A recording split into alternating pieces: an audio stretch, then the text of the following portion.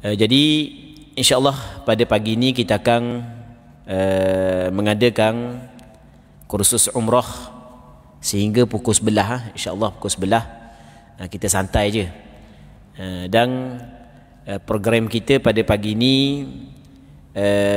kita tidaklah kita menyentuh perbincangan berkenaan umrah dengan beratlah kita.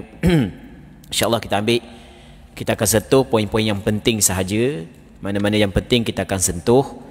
Lepas tu kita akan buka kepada sesi soal jawab. Okay, muslimin muslimat yang dirahmati oleh Allah Subhanahu wa taala. Hamba sebenarnya gini, sebenarnya dalam 16 hari bulan ni hamba pergi Mekah. Di daripada jemaah hamba daripada Kuala Terengganu. Jadi dipendekkan cerita, hamba bersetuju untuk membuat kursus umrah pada minggu ni. Minggu depan nak pergi dah. Jadi 15 turun daripada rumah dah, 15. Lepas tu terima kasihlah kepada pihak masjid kerana memberi kepada kita ruang untuk mengguna masjid pada hari ini. Kita mengharapkan ada manfaatnya dan ada keberkatannya. Muslimin muslimat yang dirahmati oleh Allah Subhanahu wa taala, mana-mana hak yang rasa ada kemusykilan berkait dengan ibadat umrah, daripada apa hak yang kita bincang selepas daripada ini, bolehlah ajukan soalan. Sama ada soalan secara lisan ataupun soalan secara bertulis. InsyaAllah kita akan jawab sekadar hak yang kita mampu. Yang pertama sekali kita kena faham umrah ni adalah ibadat. Okey, kita kena faham umrah ni adalah ibadat. Sebelum daripada kita bincang hukum umrah, nanti kita akan bincang hukum umrah. Kita kena faham ni sebagai muqaddimah dulu. Umrah adalah ibadat. Jadi bermakna orang yang ingin mengerjakan umrah, bermakna dia sebenarnya ingin mengerjakan ibadat. Dia kena faham situ. Jadi kita turun daripada rumah nak pergi buat umrah ni, sebenarnya kita turun daripada rumah tujuan untuk beribadat kepada Allah Subhanahu wa taala. Cuma ibadat umrah ni dia berbeza dengan ibadat-ibadat sembahyang dan ibadat-ibadat yang lain. Iaitu umrah mesti kita kena buat pada tempat yang ditentukan oleh agama dengan perbuatan-perbuatan yang tertentu. Iaitu di Mekah tu. Tak boleh nak buat umrah di tempat kita. Berbeza dengan semayang. Semayang di mana-mana sahaja kita berada, apabila masuk waktu wajib sembahyang, mesti kita kena sembahyang. Hamba ingin tekankan di sini adalah apabila ibadat umrah tu adalah umrah adalah suatu ibadat, maka orang yang ingin mengerjakan umrah dia kena tahu ketika dia melangkah keluar daripada rumah dia untuk pergi ke Mekah, bahawasanya dia ingin beribadat kepada Allah. Maka di sinilah pentingnya dia kena memperbaiki dan menjaga niatnya agar ibadat umrah yang menelang perbelanjaan yang besar dan yang mengambil masa dan mengambil tenaga diterima oleh Allah Subhanahu wa taala. Jadi kita turun daripada rumah kayak gitu, kita niat molek muslimin muslimat yang dirahmati oleh Allah Subhanahu wa taala. Baik. Jadi sementara hamba akan buka untuk pagi ini, kita akan ambil daripada buku fiqh umrah kontemporari yang dikarang berdasarkan mazhab Syafi'i dan resolusi muzakarah haji peringkat kebangsaan yang dikarang oleh Al-Fadhil Dr. Jamaluddin Hashim hafizahullah subhanahu wa ta'ala, pensyarah di Uniza. Baik, jadi kita akan ambil beberapa poin penting daripada buku ini untuk kita bincang pada pagi yang mulia ini. Pada asalnya pengenalan ibadat umrah. Jadi ibadat umrah, pengertian umrah daripada sudut bahasa adalah berkunjung ataupun mengziarahi. Itu makna umrah daripada sudut bahasa. Manakala daripada sudut istilah syarak, mengikut istilah ulama, mengikut syarak, mengikut agama, umrah ni adalah mengziarahi Baitullahil Haram, ziarah ataupun mengunjungi Baitullah Kaabah untuk mengerjakan ibadat umrah dengan niat dan syarat-syarat tertentu. Itu ibadat umrah. Sebab itulah tadi kita cerita ibadat umrah dia berbeza dengan ibadat sembahyang. Sembahyang boleh kita buat di mana-mana sahaja, tapi umrah mesti kita kena buat di Baitullah, di Kaabah di sana. Lepas tu ada syarat-syarat dia dan ada niat dia. Hukum mengerjakan ibadat umrah, dia pada asalnya sebagaimana haji diwajibkan kepada setiap mukallaf yang mampu, begitu juga umrah diwajibkan kepada setiap mukallaf yang mampu. Cuma perbezaannya, kewajipan haji bagi mereka yang mampu disepakati oleh ulama, manakala kewajipan mengerjakan ibadat umrah bagi mereka yang mampu, itu berlaku khilaf di kalangan ulama. Ada yang mengatakan wajib dan ada yang mengatakan tidak wajib. Berdasarkan kepada pandangan mazhab Syafi'i, bahawasanya mengerjakan ibadat umrah bagi orang yang mampu, hukum dia adalah wajib. Kerana Allah Subhanahu wa taala berfirman dalam Al-Quranul Karim, wa atimmul hajj wal umrata lillah. Hendaklah kamu menyempurnakan haji dan umrah kerana Allah Subhanahu wa taala. Baik. Jadi apabila ibadat umrah bagi orang yang mampu adalah wajib, maka perjalanan kita keluar daripada rumah untuk pergi buat umrah kali pertama adalah perjalanan yang wajib. Maka perjalanan yang wajib untuk mengerjakan ibadat kepada Allah antara sebaik-baik perjalanan yang dilakukan oleh hamba Allah Subhanahu wa taala dalam kehidupan dia di atas dunia. Baik. Adapun orang hak yang biasa dah pergi buat umrah sebelum daripada ni, kali kedua, mungkin kali ketiga, mungkin kali keempat, mungkin kali kelima, maka umrah tersebut adalah dikirakan sunat. Manakala kelebihan mengerjakan umrah, ada beberapa kelebihan. Antaranya kata Nabi sallallahu alaihi wasallam dalam hadis yang diriwayat oleh Imam Bukhari dan Muslim dalam kitab sahih bagi keduanya, al-umratu ila al-umrati kafaratul lima bainahuma. Satu umrah kepada satu umrah yang lain, ia mengkifaratkan dosa-dosa yang dilakukan di antara keduanya. Baik.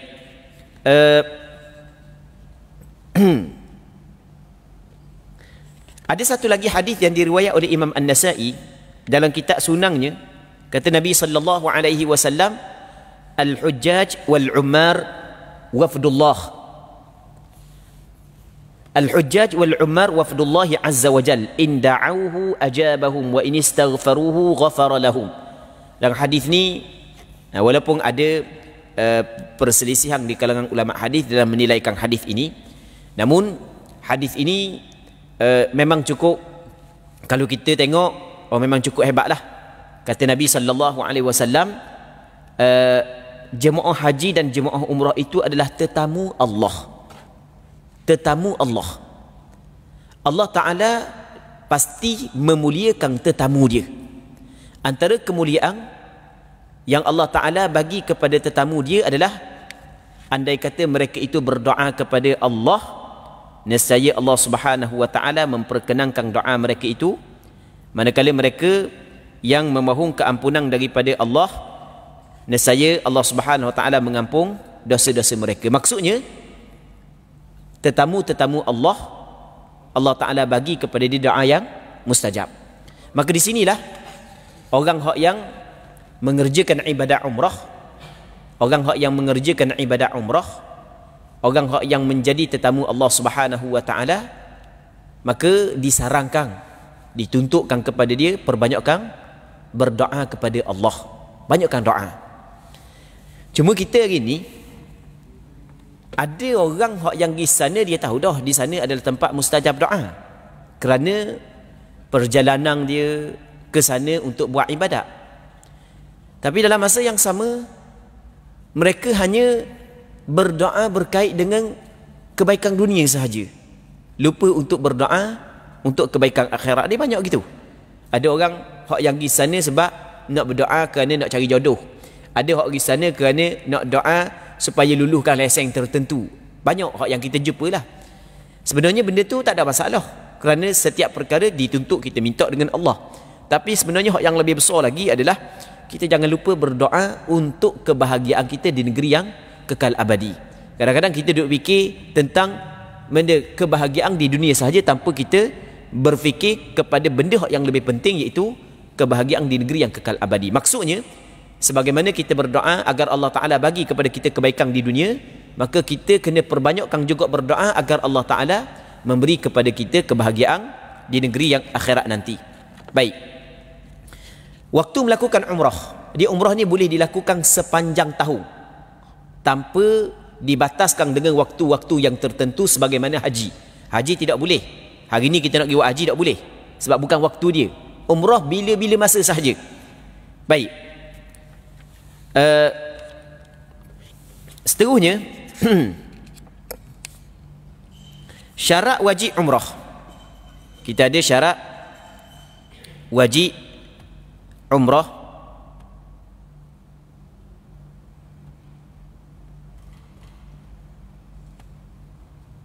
Baik.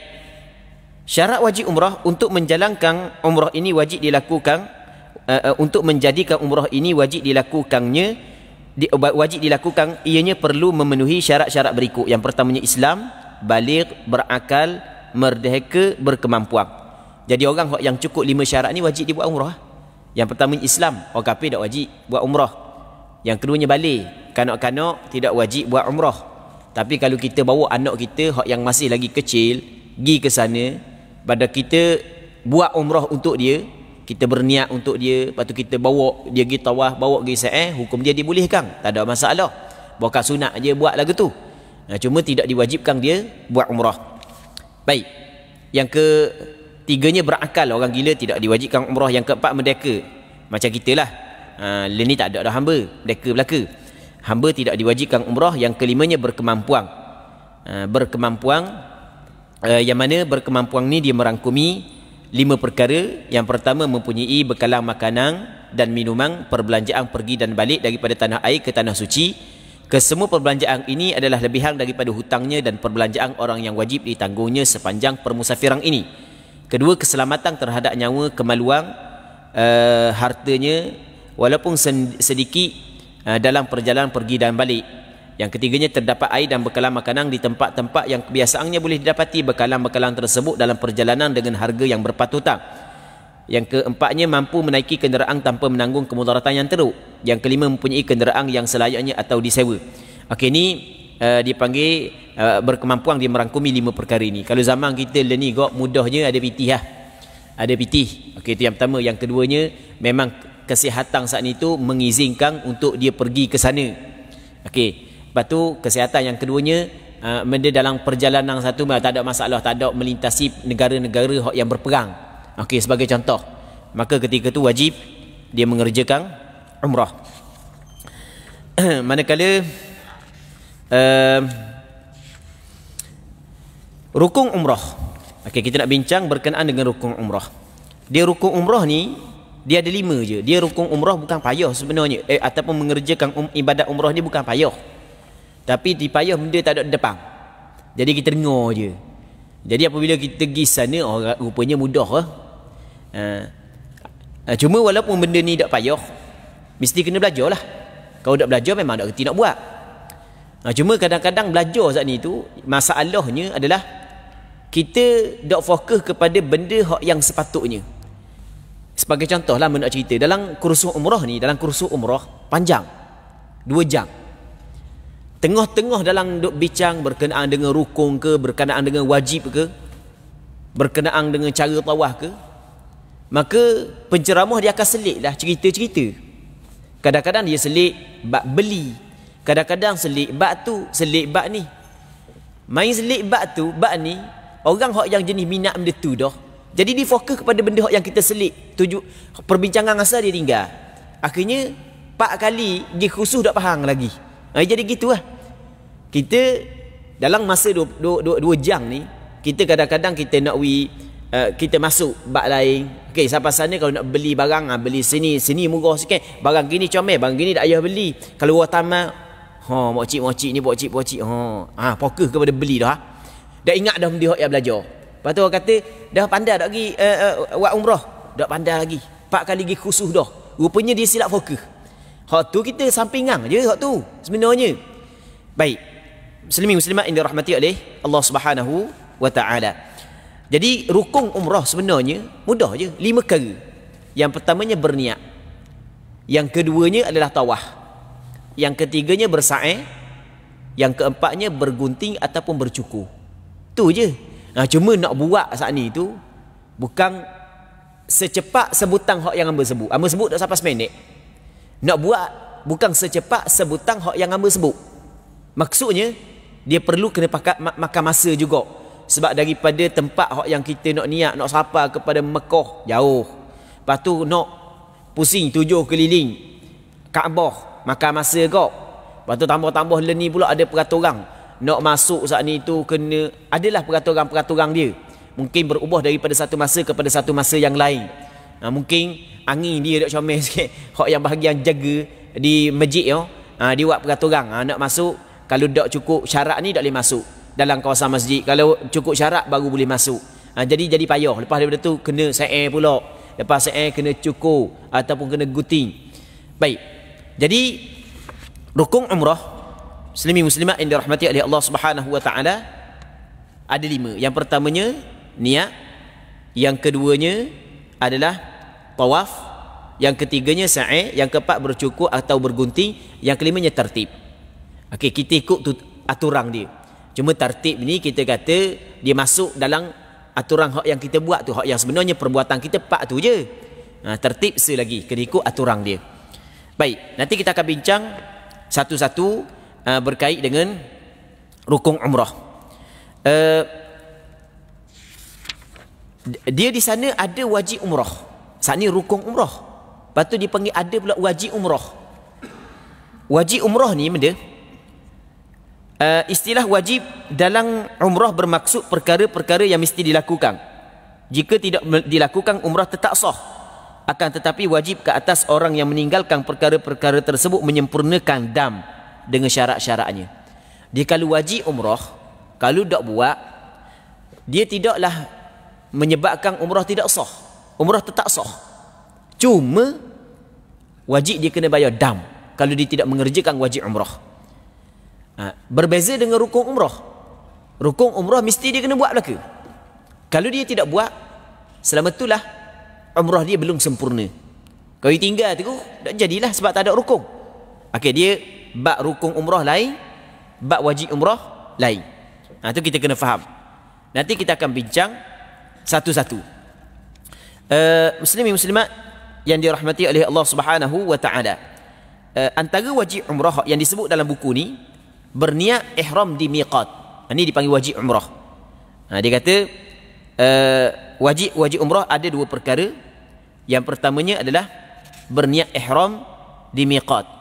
Lepas tu yang keduanya nanti kita akan tengok lepas daripada ini. Kita akan bincang berkenaan berniat ihram di miqat. Okey. Kita niat ihram satu, berniat di tempat yang tertentu satu. Niat untuk mengerjakan ibadat umrah, hak tu rukun. Mesti kena niat.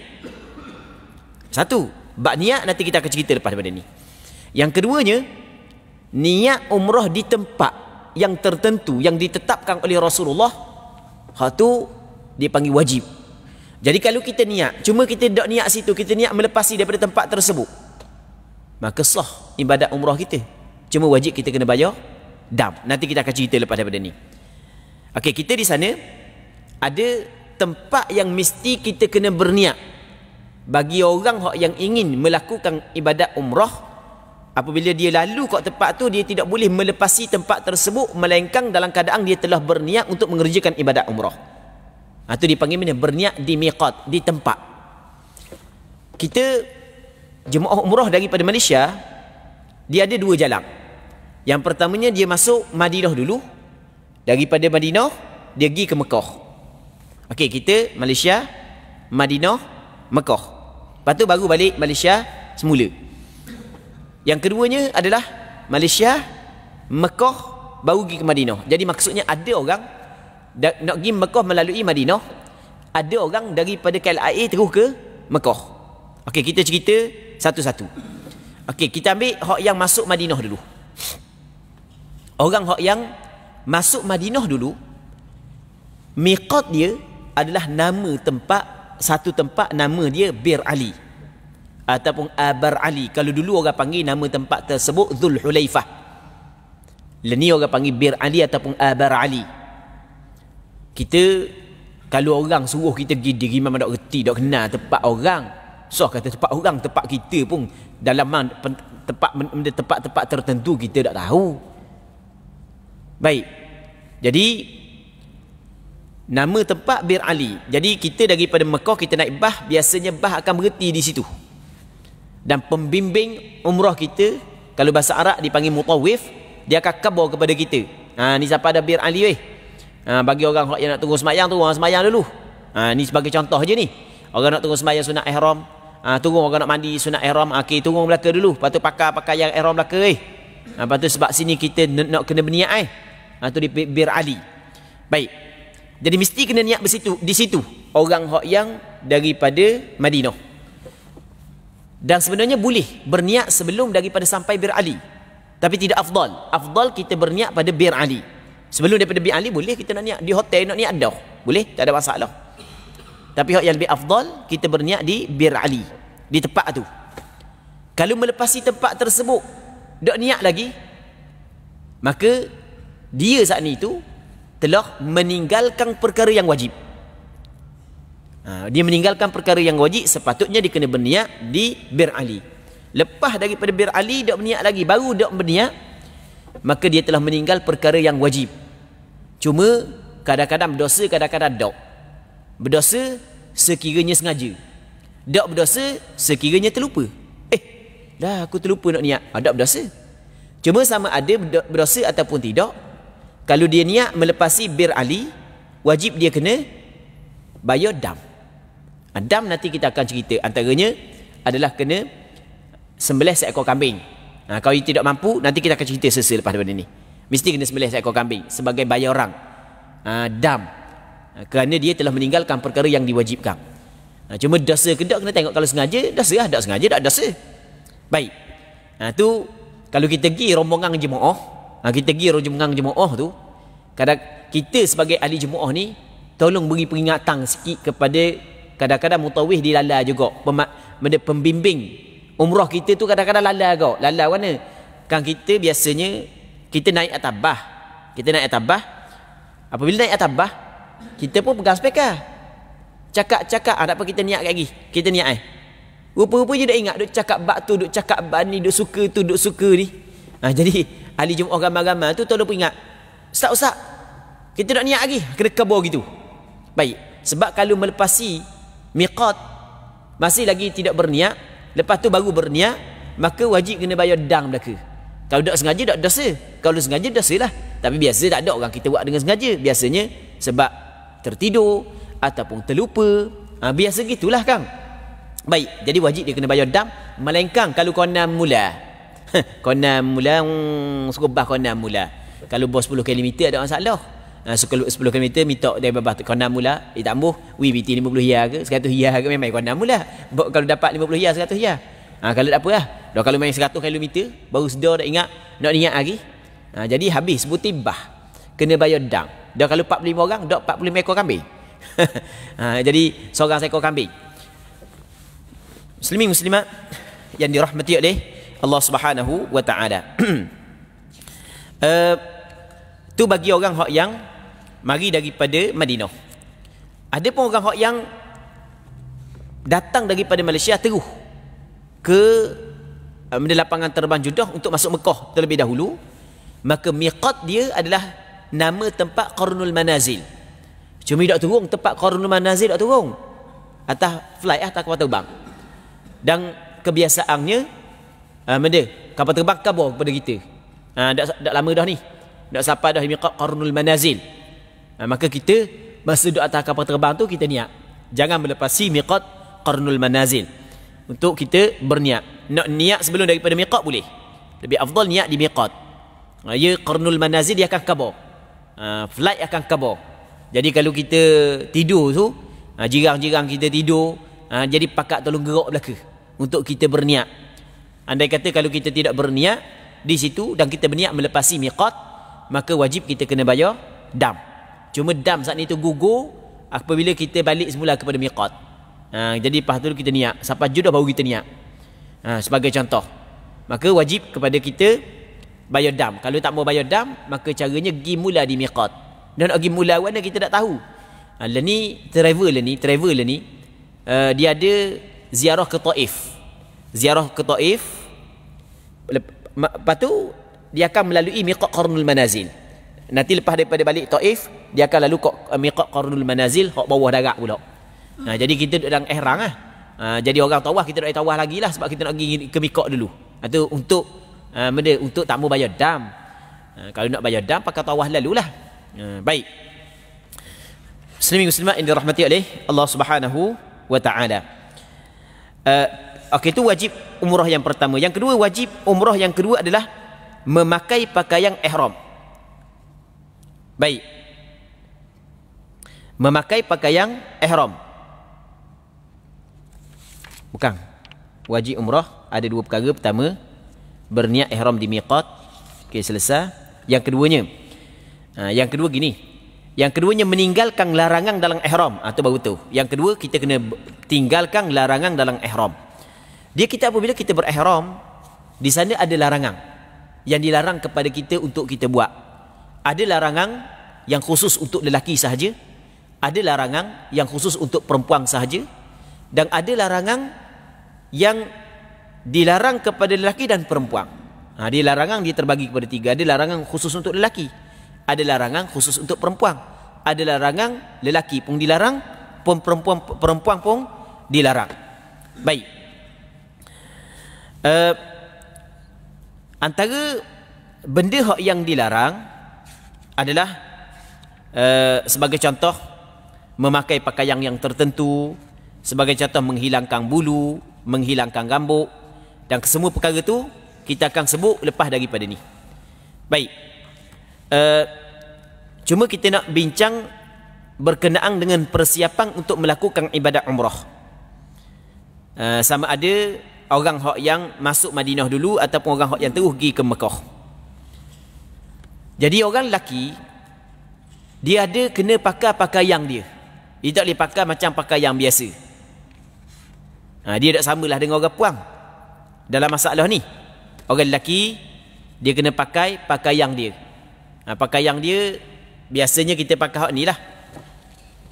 Ni yang berhabis. Tunjuk contoh. Ni biasa hak ni lah hak yang kita pakai. Jadi orang lelaki, okey, dia pakai biasanya pakai pakaian ni biasanya. Adakah mesti hak ni? Tak. Bahan kain limut rumah tak apa. Kain limut bini se, kain limut kita se. Kain limut bini kita buat macam kain tau. Kain limut kita tok atas. Boleh tak ada masalah? Dah warna belang-belang kali. Okey, jawapannya warna putih hukum dia sunat. Pakailah warna benda pun tak ada masalah. Cuma hak baru warna putih sunat. Kalau kita tak mau pakai hak ni warna putih, kalau kita tak mau pakai hak baru, tak ada masalah. Hukum dia adalah dibolehkan. Hak ni hukum dia sunat. Malah hamba beli 60 ya, 80 ya, leni dulu murah je. Boleh tak ada masalah. Lepas tu bahan lasih hak bini, hak lama-lama tu. Dah bini setahun kali tukar lasih ya. Bahan lasih ada hak yang color pink, ada hak color kuning, ada color orange. Baik, cari color hak yang nasabah sikit. Kerak, bawa pergi sana.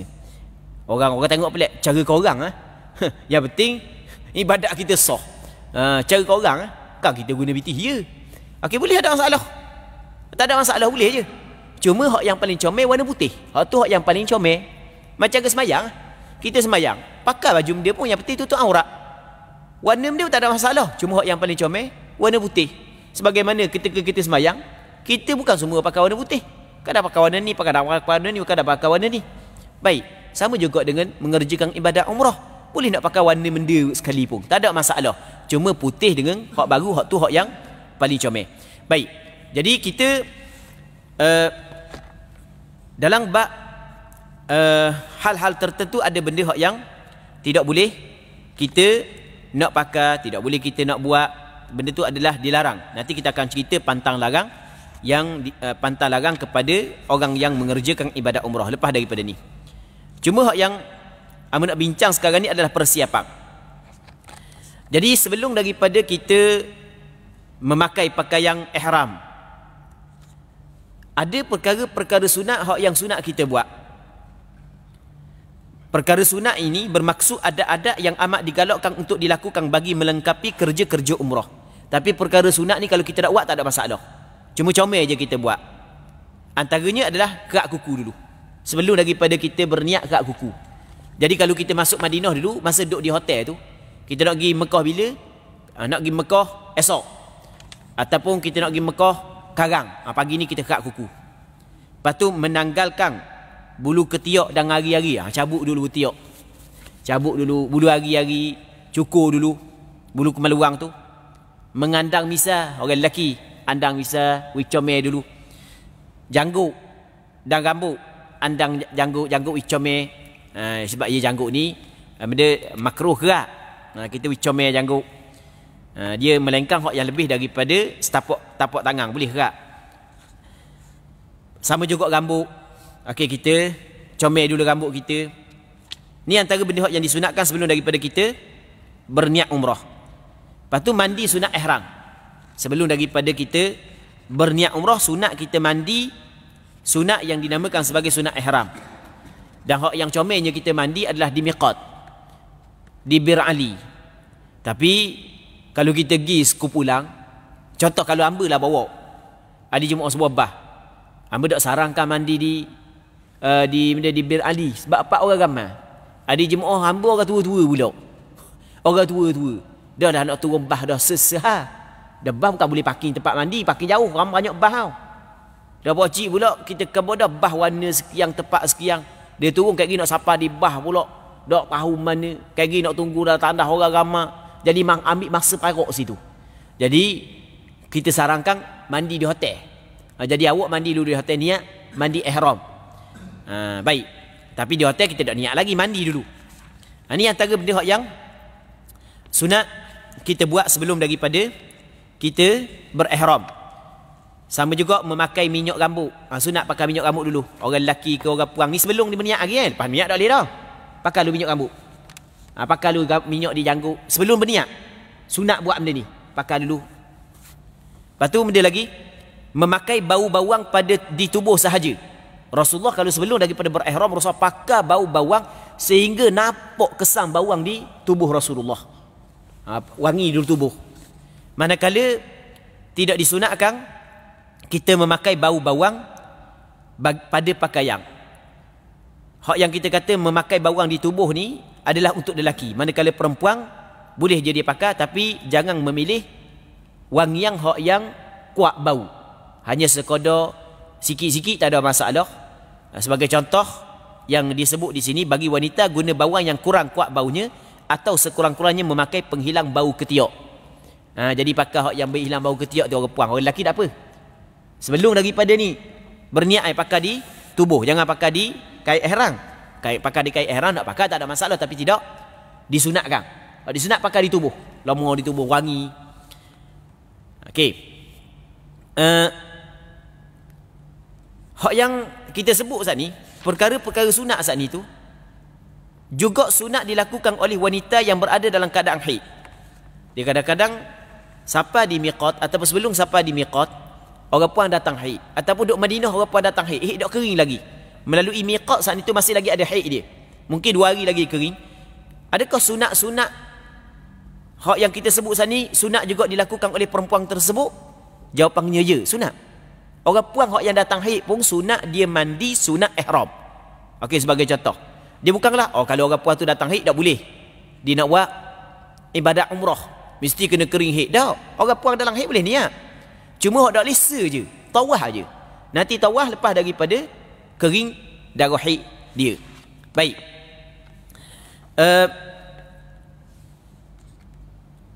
Okey, tadi kita kata daripada Madinah. Kalau daripada Malaysia, daripada negara kita terus ke Mekah, maka perkara-perkara tersebut boleh kita buat semasa kita berada di KLIA ke sebagai contoh. Tapi takkan nak kerak Nak cukur bulu hari-hari dekat lain kau. Ada masalah. Cukur ada tanda ha. Gunting-gunting misal kerak kuku ada masalah. Kerak kuku salah ke? Kerak ada salah, jangan buat anyar je. Lagi orang boleh hisap rokok ngata rawa hak yang dak comel, hak haram tu. Molek-molek ada orang hisap rokok takkan kita nak kerak kuku benda hak yang comel. Tak boleh. Kerak keteh. Sementara duk tunggu kapal terbang. Kerak dulu, kerak misal pun gunting. Cuma gunting tak tengok masuk lagi sebab senjata hak tawar terbang. Okey, buat dekat air. Benda-benda ni.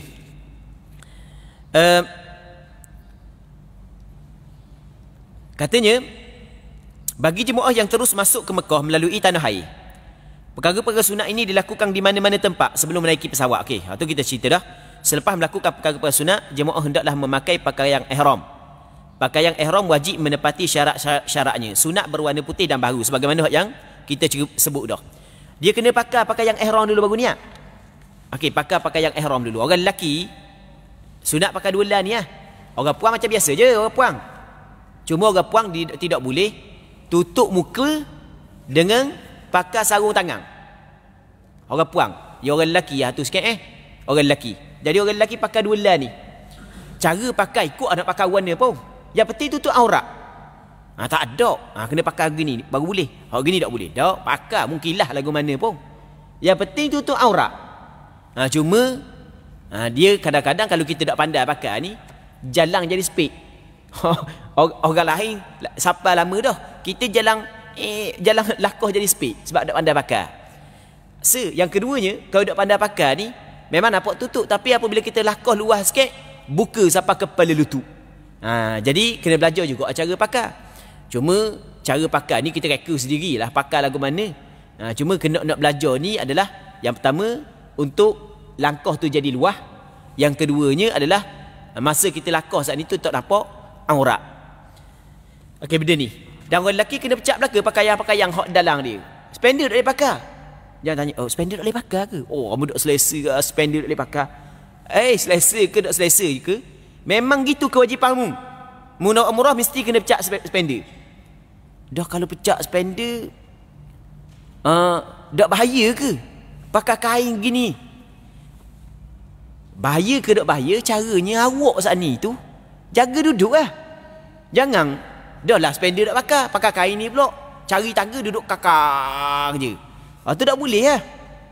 Macam kita tengok orang puang kan, ada setengah orang puang pakai skirt. Kita bukan suruh tengok orang puang pakai skirt sebab tu tak boleh nampak aurat. Orang puang pakai skirt kadang-kadang kita kata tak bahaya ke dia pakai skirt? Tapi sebenarnya dia pakai skirt tapi dalam keadaan masa dia duduk, dia jaga duduk dia. Jadi maksudnya masih tetap dia menutup kawasan-kawasan tertentu. Sama juga orang lelaki. Ni kau buat macam pakai luar. Lambat duduk tengok tempat tinggi, duduk. Buat dia isap rokok, kakang kali. Hojeng keren. Jadi maksudnya kita kena jagalah duduk kita tau. Jangan duduk ikut dang. Gitu. Kita nak ceritanya. Okey. Dia pakai, kita buat tunjuk pakai kain.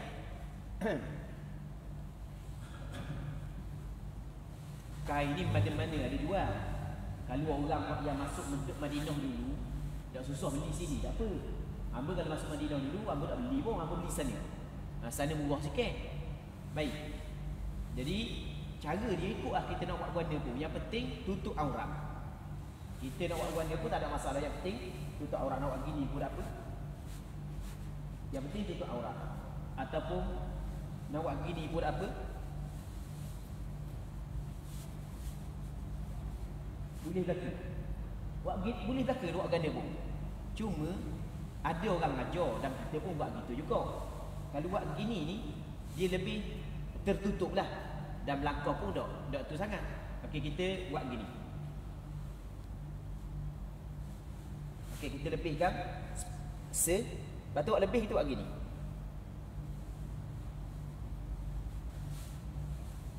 Tarik sikit. Silap kan? Hamu dah pakai pun. Lepas kahwin lagi ni. Pakai pun nak ke bandar. Okey.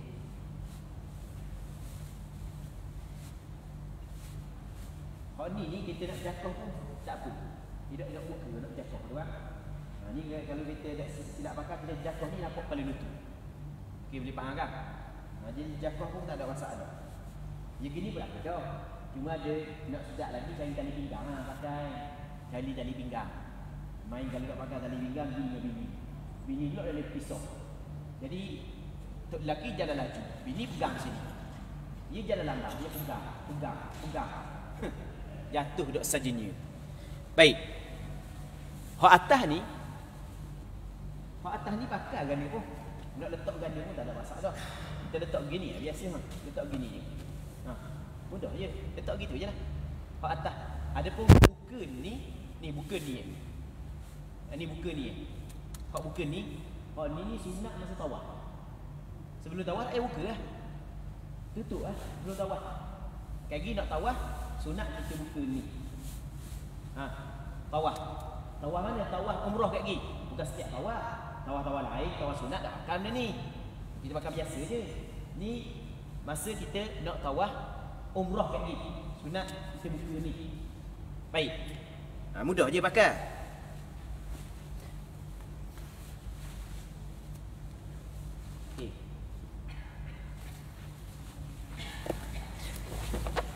Jadi bagi orang yang nak pergi umrah tu orang lelaki lah.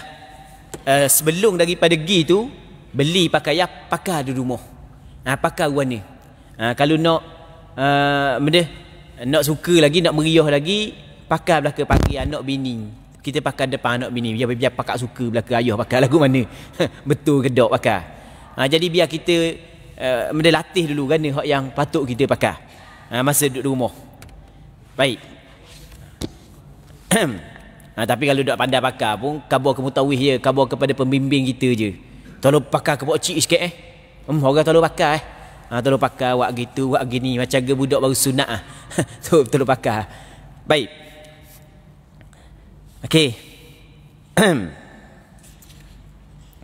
Manakala bagi wanita ialah pakaian yang menutup seluruh badannya kecuali muka dan tapak tangan. Pastikan jemaah wanita memakai sarung lengan untuk mengelak daripada terbuka lengan dia. Jadi orang puang kalau dia pakai pakaian yang ni macam gedi mari khusus ni boleh dah. Beres dah orang puang. Cuma orang puang kena tutup aurat dia. Aurat dia selain daripada muka dengan dua tangan. Oleh kerana lengan ni dia mungkin selok gitu nampak aurat, maka benda disarankan kepada perempuan kalau hak yang lengan baju kacik gini tak ada masalah lah. Hak yang tak kacik je disarankan dia pakai dia sarung lengang sarung lengang. Dan sarung lengang kalau lebih sikit kena atas tapak tangan sikit tak ada masalah, tapi jangan sampai menutup habis tapak tangan dia, itu tidak dibolehkan. Pastikan jemaah wanita memakai sarung lengang, stoking panjang yang tebal dan kain tudung yang mempunyai alas dagu, sebab dagu ni termasuk dalam aurat. Dia jadi biar tutup sampai ke tutup dagu. Hak muka wanita ketika tawaf dan solat adalah seperti berikut, sama je. Batasan lebar muka bagi seorang wanita bermula daripada anak telinga kiri hingga anak telinga kanan. Jadi telinga kena tutup lah. Anak telinga kanan dengan anak telinga kiri. Yang keduanya batasan memanjang muka ialah dari gigi rambut hingga ke bawah dagu. Tidak mengapa jika tertutup sedikit bahagian muka kerana menutup kepala dalam ihram. Kan dia pakai anak tudung, dia tutup sikit bahagian dahi itu tak ada masalah. Tapi jangan tutup banyak. Sampai ke separuh dahi tak ada. Nampak ni, nampak bulu kening. Itu tak boleh. Sebab dia wajib kena muka. Jadi biar tutup sikit tak apa, tutup sikit, jangan banyak. Baik, perhatian. Bagi jemaah lelaki, alas kaki yang dibenarkan semasa dalam ihram ialah yang menampakkan tumit dan sekurang-kurangnya hujung jari jemari kaki. Okey, tumit biar nampak, hujung jari kena nampak. Jenis semua lipat boleh pakai belaka. Hak yang lipat nampak tu lah, nampak tumit dengan nampak hujung jari jemari. Kasut tak boleh. Kasut tak boleh. Orang lelaki tak boleh pakai kasut. Orang puan tak ada masalah. Ni untuk orang lelaki. Jadi orang lelaki bawa lipat lah. Kalau tak ada lipat boleh beli je sana. Tak ada lipat boleh beli je. Kalau dah ingat bawa lipat, kita pakai kasut, rupa-rupanya kita masuk Mekah dulu, mudah je. Cak kasut kaki ayang dulu. Pajak kasut kaki ayang ada masalah. Orang-orang tua dulu molek-molek ada je tak akan kasut akan kaki ayang. Ada masalah. Sebab kita nak buat ibadat kan. Lepas tu Naik bah, saya sampai Mekah cari alif bah. Baik. Sebab nak kerak kasut sayang kau. Dah gini kerak kasut awak ah. Dia kerak tumit belakang kau. Kerak ah. Oh sayang weh kasut mahal. You nak pergi jalan ni ada waktu bik dah kasut murah 4,500 dah tu bik. Waktu bik 5,600 kasut nak pergi jalan jauh kan. Nak pergi nampak comel. Jadi sayang nak kerak. Pak dia benda. Siap ah. Jalan kaki ayang je. Tambah-tambah ni kalau jalan kaki ayang pun ada masalah pun bukan kita jalan atas batu sebab atas dalam lapangan terbang tu mozaik belaka. Ada masalah pun kaki macam jalan dalam rumah je. Lepas tu tubik daripada situ naik bah pula. Tak ada pun kena atas batu-batu benda ada. Baik. Seterusnya apa yang disebut oleh pengarang kita lagi ataupun penulis buku kita, sarung lengan wanita yang tidak dibenarkan adalah yang disarungkan keseluruhan tapak tangan dan anak jari. Okey, itu sarung wanita yang tidak dibenarkan. Dengan itu boleh memakai sarung lengan yang disangkutkan pada jari. Kalau orang puang pakai sarung lengan patut sangkut di jari, hak tu dibolehkan. Hak yang tak boleh sampai ketutup abi jari jemari atau menutup separuh daripada tapak tangan. Selepas selesai memakai pakaian ihram dengan sempurna, jemaah disunatkan melakukan solat sunat ihram. Dia semayang lepas daripada dia buat belaka hak tadi. Ni sebelum daripada ihram belaka sunat dia semayang sunat ihram 2 rakaat. Niat mana? Saja aku semayang sunat ihram. Dia sunat ihram sunat kita semayang sebelum daripada kita berihram. Kalau kita duduk atas kapal terbang, kita semayang tempat duduk itulah. Semayang tempat duduk. Tapi kena molek sebab kapal terbang laju. Main semayang 10 minit takut lepas mikot. Kapal terbang laju. Dia kata dak lama dah nak sampai. Kita semayang. Semayang khusyuk pula apa sekali. Habis semayang lepas mikot dah. Dak saja kena bayar dam. Jadi kalau atas kapal terbang tu kalau kita nak semayang sunat biar nampak setengah jam lagi, sejam lagi nak sampai dah di mikot kalau kita niat semayang dah sunat ihram sebagai contoh. Tapi kalau kita mari daripada Madinah, kita boleh sembahyang sunat ihram di Bir Ali sebab bah biasa berhenti sekejap. Dia berhenti, kita kata nak sembahyang sunat 2 rakaat, sembahyang. Boleh je. Lepas tu kita berniat. Dan sebenarnya sembahyang sunat ihram ni hak yang dituntut sebenarnya adalah kita berniat ihram selepas daripada sembahyang. Jadi bermakna kalau kita sembahyang fardu tiba-tiba kita berniat maka sudah memadai. Sembahyang fardu saat ni tu hak yang kita lakukan lepasnya kita berniat sebagai sembahyang sunat ihram sudah memadai. Tu kita kena faham muslimin muslimat yang dirahmati oleh Allah Subhanahu wa taala.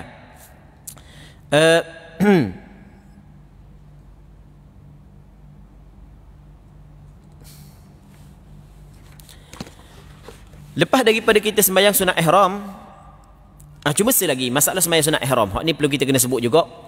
Di sembahyang sunat ihram ni ada sembahyang sunat yang sebab dia akan datang. Kita sembahyang sunat ihram, sunat kita sembahyang sebab kita nak berihram. Jadi apabila sunat kita sembahyang sebab kita nak berihram, maka sebab dia akan datang. Setiap sembahyang yang sebab dia akan datang, maka tidak boleh kita sembahyang dalam lima tempat. Antaranya adalah selepas daripada sembahyang asar. Biasanya kalau orang masuk Madinah dulu, ni kita kena cerita, orang masuk Madinah dulu, dia akan bertolak daripada Madinah selepas daripada Zuhur.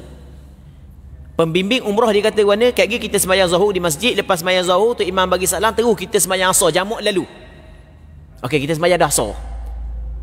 Lepas tu kita balik di hotel, kita makan-makan, kita pun naik bah katalog pergi ke Bir Ali. Okey, sampai di Bir Ali kita nak berniat. Sampai di Bir Ali kita nak berniat. Apabila kita nak berniat, sunat sebelumnya kita sembahyang sunat ihram. Ternyata kita sembahyang asar dah saat ni. Sedangkan sembahyang sunat ihram tidak boleh kita sembahyang lepas daripada asar. Mengikut pandangan mazhab Imam Syafi'i. Maka bagi orang hak sembahyang asar dah secara jamak takdim, kalau menurut pandangan mu'tamad dalam mazhab Imam Syafi'i, tidak boleh lagi dia sembahyang sunat ihram. Tak apa ada sembahyang sunat ihram pun tak apa. Sama juga atas kapal terbang. Mungkin kita lepas daripada waktu asar, masa matahari nak terbenam ke, ataupun lepas daripada subuh, kita sapa dekat dengan miqat, lepas tu kita nak sembahyang sunat ihram, itu tak boleh lah, sebab waktu tu adalah waktu dilarang kita sembahyang sunat tertentu pada waktu tersebut.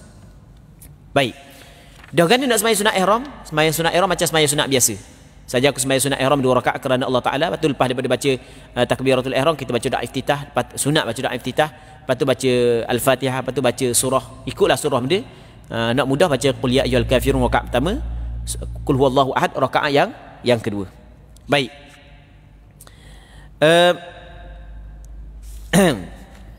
seterusnya kita nak bincang berkenaan dengan niat. Kita nak bincang balik berkenaan dengan rukun umrah. Rukun umrah yang pertama adalah niat berihram. Niat mesti kena niat pada miqat. Melainkan orang yang duduk Mekah dah. Tadi kita cerita orang yang mari daripada luar Mekah ataupun mari daripada jauh. Kalau duduk Mekah dah, kalau nak buat umrah, maka mesti dia kena pergi ke tanah halal. Dia pergi tanah halal. Tanah halal yang paling dekat, nama tempat dia Tan'im. Dia tu tanah halal dekat je, berapa kilometer je. Tu Tan'im boleh buat lah sebab dia Mekah dah. Kita cerita tadi mesti kena jangan melepasi miqat Qarnul Manazil, jangan mesti melepasi miqat Bir Ali. Tu bagi orang yang daripada luar, orang yang datang daripada jauh. Kalau orang duduk Mekah dah, dia lain pula miqat dia. Baik, miqat umrah lah. Okey, kita nak cerita berkenaan dengan niat. Bagi jemaah yang memasuki Mekah melalui Madinah, menjadi kelaziman kenderaan yang membawa jemaah akan singgah di miqat Bir Ali untuk berniat ihram umrah di situ.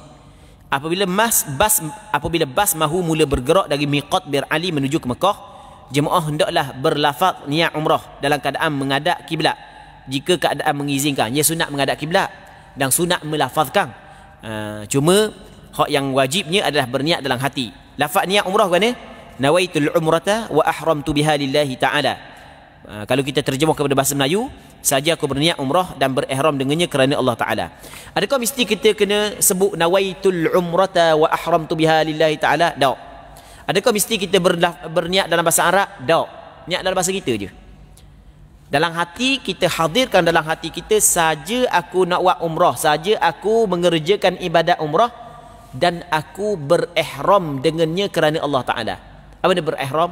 Aku jadi haram. Maksudnya di sana ada pantang larang atas aku. Itu makna berihram. Jadi ada pantang larang. Sebelum ni boleh dah, orang lelaki boleh pakai baju gini. Tapi bila berniat tak boleh pakai baju ni. Sebelum ni orang lelaki boleh kerak kuku, lepas berniat tak boleh kerak kuku. Kuku saya panjang tak boleh niat, tak boleh kerak. Melainkan kalau kuku tu boleh mendatangkan mudarat kepada dia, boleh kerak, tu pun wajib kena bayar dam. Okey, orang lelaki boleh kerak rambut sebelum daripada berniat, lepas daripada berniat tak boleh kerak rambut. Boleh pakai wangian sebelum daripada berniat, lepas daripada berniat tak boleh pakai wangian. Lah ni nak nikah tak apa, tapi lepas daripada berniat tak boleh dah nak nikah. Nak bersetubuh dengan bini tak apa, tapi lepas daripada niat tak boleh dah nak bersetubuh. Nak pakai minyak di rambut, di janggut sebelum ni tak apa, tapi lepas berniat tak boleh dah. Itu makna berihram dengannya kerana Allah Ta'ala. Di sana ada pantang larang yang wajib kita kena buat setelah daripada kita berniat. Okey, nawaitul umrata wa ahramtu biha lillahi ta'ala. Niat tempat dia adalah hati, ya. Berlafaz tidak disyaratkan. Bagi jemaah yang masuk ke Mekah melalui Malaysia, wajib berniat ihram sebelum pesawat melepasi miqat Qarnul Manazil. Dia akan ceritalah dalam flight itu dia akan khabar. Iaitu sekurang-kurangnya 1 jam sebelum pesawat mendarat di lapangan terbang Jeddah. Perhatian, jika jemaah berniat selepas melepasi miqat, niat ihramnya sah. Lepas daripada miqat baru niat, sah niat. Namun diwajibkan menyempurnakan dam serta berdosa jika dilakukan dengan sengaja. Jika tidak sengaja dia tidak berdosa, namun tetap wajib menyempurnakan dam. Sebagai hak yang kita sebut tadi, jenis dam hak yang wajib dia kena bayar dia. Nama dia dam tartib dan takdir. Maksud dam tartib takdir gini. Yang pertamanya menyembelih seekor kambing yang sesuai dibuat korban di tanah haram Mekah. Kita tak tahu mana tempat beli kambing, kita khabar kepada pembimbing umrah ya. Khabar kepada pembimbing umrah kita, mutawif kita. Saya nak bayar dam sebab benda. Sebab saya niat lepas daripada miqat dah. Dah apa? Pakcik dah niat. Saya duk zikir banyak. Duk zikir lepas daripada habis lepas miqat barulah saya niat. Khabar ke mutawif je, mutawif pun kita cari ya. Wakil kepada mutawif Belaka, pembayar dendang kita. Okey, cuma hola pitih je lah. Jangan suruh saja hola pitih dah. Selok gitu sebab benda tu barang mahal kau. Baik. Yang keduanya, jika tidak mampu, kalau tidak mampu untuk beli kambing, maka berpuasa sebanyak 10 hari. Tu denda dia. Banyak 10 hari, 3 hari pada masa mengerjakan umrah sana, 7 hari apabila pulang ke kampung masing-masing. Nanti balik kampung 7 hari pula. Cukup 10 hari. Jika tidak mampu, tak boleh juga, tak mampu juga. Puasa 10 hari tak agak-agak. Tak agak 10 hari. Kesihatan tidak mengizinkan. Maka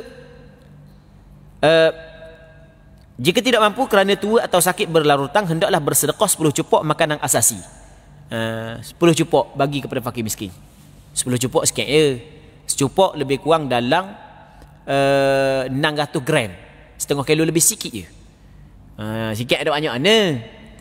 Jadi 10 cupok ni kita tak mudah-mudah 6 kilo lah. 10 cupok 6 kilo. Nak we banyak kan? We 10 kilo apa? We kepada fakir miskin. Baik.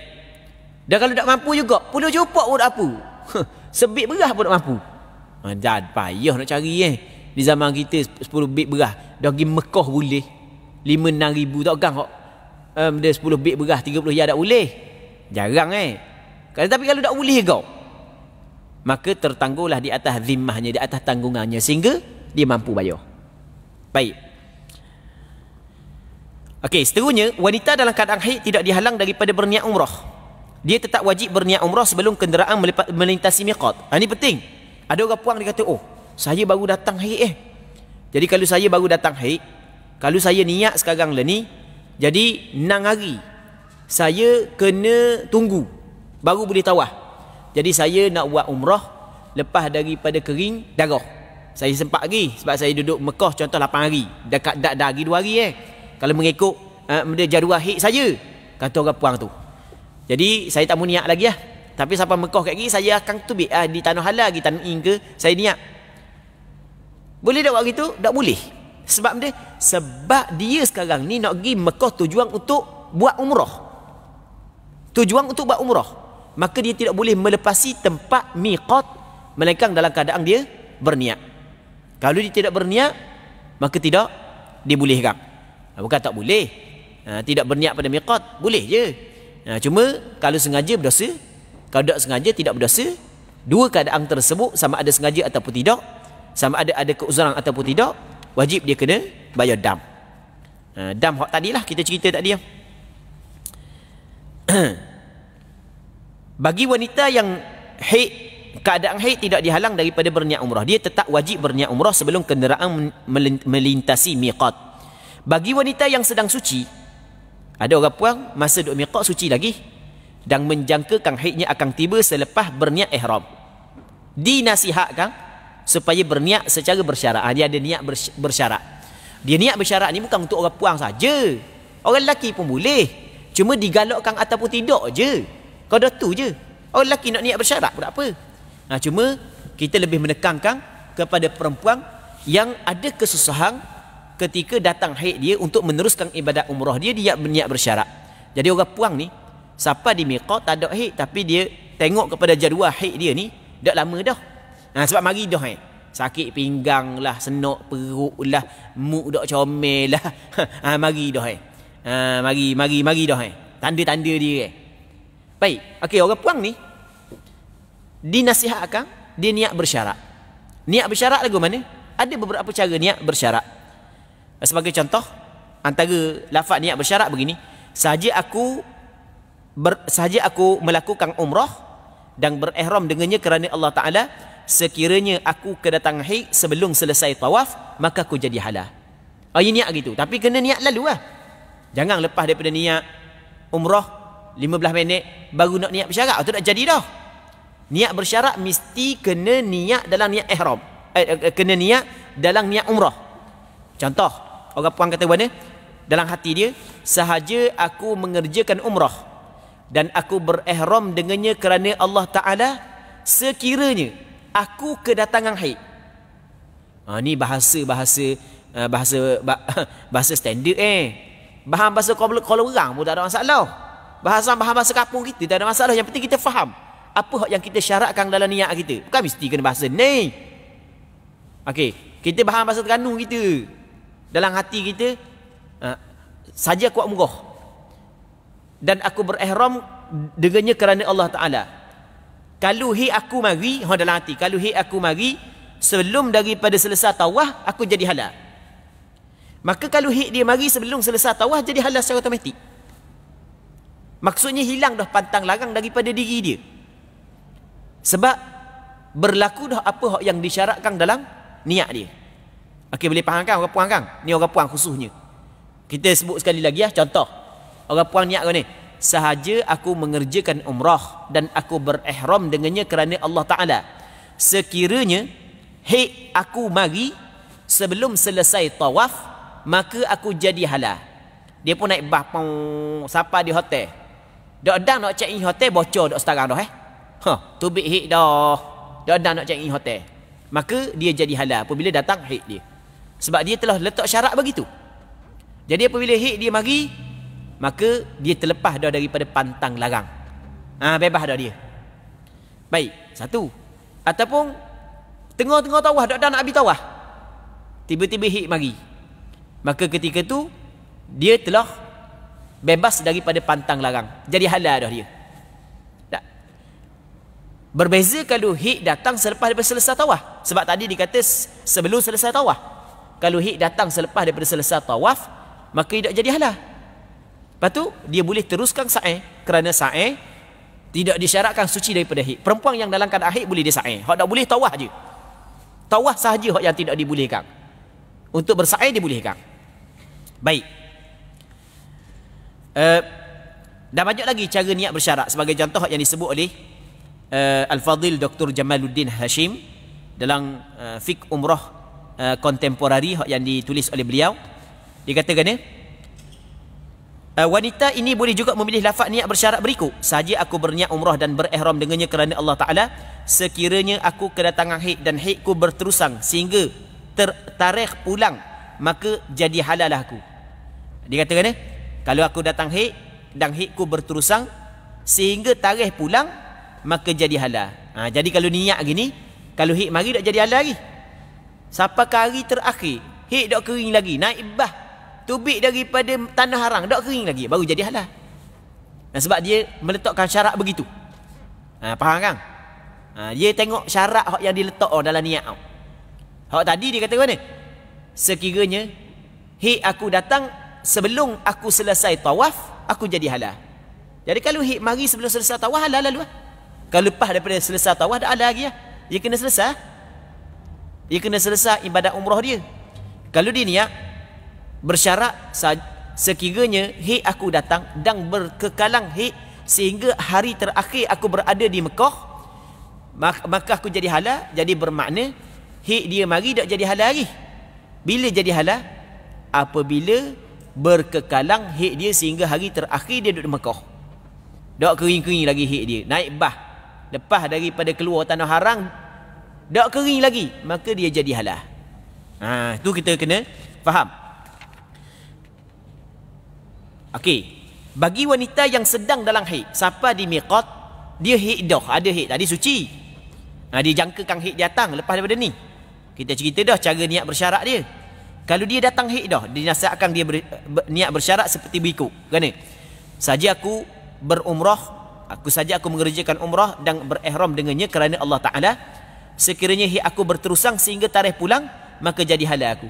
Siapa di Mekah haid dia berterusan, siapa hari nak balik, maka apabila dia keluar dah daripada tanah haram, naik atas bah dah, maka situ dia jadi halal. Terlepas dah daripada pantang larang. Ada banyak lagi contoh-contoh niat bersyarat. Adakah niat bersyarat ni khusus untuk perempuan? Jawapan dia tidak. Orang lelaki pun boleh. Orang lelaki ni dia rasa tak sedap. Dia jadi nyakit lelah. Dan lelah dia memang teruk. Lelah teruk sungguh. Nyakit lelah dia. Ada orang tua guna ayat kan ni. Lelah aku kalau mari teruk sungguh, bukan teruk lolok dah. Ngakak kalau mari lelah. Dak ada kerja dia dah. Lepek situ rasa tak sedap dah. Masa siapa kat mikak tu dah sedap dah. Dia pun niat mana? Nak niat bersyarat, boleh tak? Boleh. Hukum dia boleh. Dia niat saja aku mengerjakan umrah dan aku berihram dengannya kerana Allah Ta'ala. Sekiranya, okey, dia kata sekiranya lelah aku teruk sebelum aku selesai tawaf, contoh, ataupun lelah aku teruk sebelum aku selesai sa'i, sebagai contoh, sebelum daripada aku selesai lelah aku teruk, maka aku jadi halal. Tapi sana lelah dia teruk, dah nak buat tawaf lagi, jadi halal sebab dia niat bersyarat begitu. Baik. Dia kalau tidak berniat bersyarat jadi mana? Dia tetap dalam ihram, tetap berada dalam pantang larang. Sampai balik kampung pun tetap berada dalam pantang larang. Lepas tu nak jadi halal mana? Ada cara dia lah. Kena sembelih seekor kambing, ada cara dia. Hak yang kalau sempat kita akan bincang perkara tersebut. Baik. Niat bersyarat ni adalah untuk memudahkan seseorang itu terlepas daripada pantang larang yang dikenakan kepada orang yang mengerjakan ibadat umrah. Okey, muslimin muslimat yang dirahmati oleh Allah Subhanahu wa taala. Lepas daripada kita berniat, benda hak yang disunat, zikir hak yang paling dituntut kepada kita adalah bertalbiyah. Berzikir yang dituntut kepada kita adalah bertalbiyah. Kata pengarang kita, penulis kita, lepas berniat ihram, jemaah disunatkan banyak bertalbiyah. Mana gana talbiyah? Lafaz talbiyah gini: labbaik Allahumma labbaik, labbaik la syarika lak labbaik, innal hamda wan ni'mata lak wal mulk la syarika lak. Dan hak yang comel lagi, kita nak jeliga benda hak yang kita kata masuk dalam hati, kita kena faham makna hak yang kita ucapkan. Dia coklat, sedap lagu mana pun, kalau kita makan telang sekali dengan kulit-kulit, kita nak rasa kemanisan. Coklat orang kata mahal, puluh ya suti, tapi kita ambil makan sekali dengan kulit, memang nak rasa manis. Dia nak rasa manis ni kita buka makan. Okey, sama juga zikir-zikir, kita nak rasa jeliga dalam hati ni, masa kita melafazkan kita kena ingat makna dia. Dia labbaik Allah, makna dia, kami menyahut seruangmu ya Allah. Kerana Allah Ta'ala, setelah Allah Ta'ala memerintahkan kepada Nabi Ibrahim membina Kaabah, Allah Ta'ala memerintahkan kepada Nabi Ibrahim menyeru manusia untuk datang ke Kaabah. Jadi kita pergi ke sana, kita menyahut seruang Allah. Aku datang ni ya Allah kerana menyahut seruangmu ya Allah. Labbaik Allahumma labbaik, kami menyahut seruangmu ya Allah. Aku datang di sini kerana untuk menyahut seruangmu ya Allah. Labbaik la syarika lak labbaik, kami datang ke sini untuk menyahut seruangmu ya Allah. La syarika lak, tiada sekutu bagi engkau ya Allah. Labbaik, kami menyahut seruangmu. Innal hamda, sesungguhnya segala puji, wan ni'mata, dan semua nikmat, laka, adalah milik bagimu ya Allah. Semua kepujian, kebaikan, semua nikmat adalah milik bagi Allah. Begitu juga kerajaan adalah milik bagi Allah. Tidak ada sekutu bagi Allah Subhanahu wa ta'ala. Sunat sepanjang perjalanan tu, sunat kita bertalbiyah. Bahkan orang lelaki sunat meninggikan suara, labbaik Allahumma labbaik, biar serak pun tak apa. Ni serak duk sorak bola. Sorak bola serak pas ketua, daripada muda sampai ketua nak mati lela serak sebab sorak bola. Ni biar serak, suara bertalbiyah, beriuh gitu, dituntut begitu. Penulis kita menyebut perkara-perkara sunat mengenai bertalbiyah adalah seperti berikut. Disunatkan memperbanyakkan bertalbiyah, sama ada ketika berdiri, duduk, dalam kenderaan, berjalan kaki, berbaring, dalam keadaan berjunuk atau haid. Tak kira, sunat kita bertalbiyah. Labbaik Allahumma labbaik, perbanyakkan. Lepas tu yang keduanya, sangat disunatkan bertalbiyah ketika berlaku perubahan keadaan, tempat dan masa. Naik tempat tinggi, turun tempat rendah, kawasan bukit, kawasan ni, banyakkan bertalbiyah. Tidak bertalbiyah ketika melakukan tawaf, kerana talbiyah tamat apabila jemaah masuk mahu melakukan tawaf. Dia penghujung talbiyah apabila kita nak tawaf. Sunat bagi laki-laki bertalbiyah dengan meninggikan suaranya, masa kita sebut. Manakala bagi perempuan adalah cukup untuk didengari oleh telinganya sendiri. Tapi biasanya gitulah. Biasanya gini, lepas daripada kita berniat mutawih tu, dia pegang speaker, pegang speaker. Labbaik Allahumma labbaik. Muda ni, pak cik ni semangat mula-mula 10 minit kadang-kadang ada 10 minit dengan mutawih serak suara. Tak speaker senyap belaka. Baik, nanti sampai Mekah pula bertalbiyah pula. Seterusnya sunat bertalbiyah 3 kali berturut-turut. 3 kali. Sunat begitu. Lepas tu sunat berselawat ke atas Nabi sallallahu alaihi wasallam selepas selesai bertalbiyah. Lepas daripada labbaik Allahumma labbaik labbaik la syarika lak labbaik innal hamda wan ni'mata lak wal mulk la syarika lak. Sunat kita berselawat. Allahumma salli ala sayyidina Muhammadin wa ala ali Muhammad. Ataupun Allahumma salli wa sallim wa barik ala sayyidina Muhammad. Ikutlah, pilihlah. Cuma selawat yang comel adalah selawat Ibrahimiyah yang kita baca dalam tahiyat akhir. Allahumma salli ala Muhammadin wa ala ali Muhammad kama sallaita ala Ibrahim wa ala ali Ibrahim wa barik ala Muhammad wa ala ali Muhammad kama barakta ala Ibrahim wa ala ali Ibrahim fil alamin innaka Hamidum Majid. Lepas tu talbiyah pula. Baik. Seterusnya sunat berdoa. Allahumma inni as'aluka ridhaka wal jannah wa a'udzubika min sakhatika wan nar. Lepas tu doalah benda nak doa pun. Lepas tu talbiyah pula. Katanya jika melihat sesuatu yang mengembirakan, comelnya, lawanya, dia kena baca benda. Sunat labbaika innal aisha aishul akhirah. Kami menyahut suamu ya Allah, tapi sesungguhnya kehidupan yang sebenar adalah kehidupan negeri akhirat. Tengok comel, tengok benda yang menakutkan, sunat kita baca ni. Cuma nak baca ni kena ngapal lah. Ataupun kalau nak ngapal tu tanda. Ni tanda hak duk dalam tanda hak yang duk dalam buku hak yang diberi oleh package. Ada buku dia. Dalam buku tu ada lah. Dia benda-benda lagu ni kau dah apa pun tak ada masalah. Sebab main nak ngapal tua dah ni Allah payah. Bunyi pendek je tapi payah nak ingat. Ya ada setengah-setengah makcik, setengah pakcik tu dia pergi umrah tu dia nak fokus kepada bacaan sunat. Allah payahnya ustaz, payahnya nak faham. Payah nak ingat. Sebab apa? Doa-doa tu lah. Makcik, doa tu tak wajib. Tak payah fikir sebab tu. Fikir hak sunat je. Fikir hak sunat, fikir hak wajib je. Hak tu kalau nak baca tu tengok di buku je. Macam ke doa-doa tertentu. Contoh Rabbana atina fid dunya hasanah, hak nak ingat lagi nak baca di antara rukun Yamani dengan rukun Hajar Aswad. Pakai tengok je. Pakai tengok je. Inna safa wal marwata min sya'airillah. Pakai tengok je. Cuma tengok pun belah-belah jalan tu tengok perhati kat orang depan, langgar orang tu, langgar orang ni. Langgar orang boleh tahan, pergi langgar pak di pula, selok. Baik. Seterusnya jemaah juga diwajibkan tidak melakukan larangan-larangan dan ihram umrah bermula daripada berniat sehingga dia selesai melakukan kerja umrah. Dia tak boleh melakukan larangan. Okey, kita tengok benda larangan. Larangan dalam ihram secara umumnya dia terbagi kepada 3. Yang pertama larangan yang dikhususkan bagi lelaki sahaja. Yang keduanya larangan yang dikhususkan bagi wanita sahaja. Yang ketiganya larangan umum laki-laki dan wanita. Larangan yang dikhususkan bagi laki-laki sahaja. Yang pertama memakai pakaian bersarung, berjahit, bercantung seperti seluar, baju kemeja, stokeng, kasut yang menutup jari jemari, kaki dan tumit, kain plekat dan sebagainya. Ini untuk orang lelaki saja. Seorang lelaki semasa dalam ihram umrah diharuskan melakukan perkara-perkara berikut tanpa wajib menyempurnakan dam. Jadi kalau nak pakai pakaian bersarung tak boleh. Berjahit, bercantum tak boleh. Dia hak yang berjahit ini maksudnya bercantum lah. Kalau kita nak pakai jubah gini boleh, tapi dengan cara kita pecah, kita buat macam kain. Boleh faham kan? Ni jubah ni kita nak pakai boleh, kita buat macam kain. Jangan pakai sarung gini.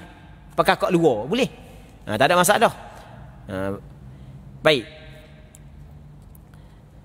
Cuma di sana ada perkara-perkara hak tertentu boleh orang lelaki pakai. Sebagai contoh memakai kain plekat dengan cara tidak disarungkan. Walaupun kain plekat tersebut bercantung antara dua penjurunya. Tapi kita tidak sarung, itu tak ada masalah. Memakai kain tuada boleh. Memakai kain plekat lepas yang tidak bercantung antara dua penjurunya walaupun ada corak berwarna-warni dan berbunga-bunga. Memakai tali pinggang haji, cincin dan kaca mata boleh. Memakai alas kaki yang menampakkan jari-jari kaki dan mempunyai tali pengikat di atas tulang keting yang menampak kotumi, itu tak ada masalah. Menutup kaki dengan kain ihram atau selimut, ini tak ada masalah. Ini antara benda yang boleh orang lelaki pakai. Dia biasa gini. Ni pernah berlaku lah. Pernah berlaku. Dia apabila balik di hotel ni, sampai di hotel kita check in hotel. Masuk Mekah check in hotel dulu. Lepas tu lepas makan apa semua sekali, dia mutawif kata kita akan keluar sejam kat lagi. Pakat tunggu di lobi belaka. Dah ahli jemaah ni lama dah dok mandi, dok atas kapal terbang dok mandi apa semua sekali, sehari dah dok mandi ni. Masuk dalam bilik hotel nak mandi lah. Mandi boleh, ada masalah. Boleh mandi, ada masalah mandi lah. Lepas daripada mandi dia pakai tuala. Mutawif kata sejam ataupun 2 jam lagi. Dia pun cari pakaian dulu pakai baju biasa, pakai baju t-shirt, pakai seluar. Kayak gini nak turun pergi buat umrah baru tukar pakaian tu balik. Tu tak boleh. Selama mana awak duduk dalam ihram, awak mesti kena berpakaian ihram. Okey, boleh faham kan? Tapi kalau kita pakai tanpa disengajakan, terlupa. Pakai baju, pakai seluar. Lah aku duduk dalam ihram. Maka wajib kita segerakan cabut. Cabut lalu. Kena bayar dang tak? Tak. Dosa ke tak? Tak. Tak boleh sengaja. Baik. Kalau tak segerakan cabut, tak boleh Apa aku pergi pakai? Biar kat gigi cabut. Pergi minum air dulu, daga air. Tu tak boleh.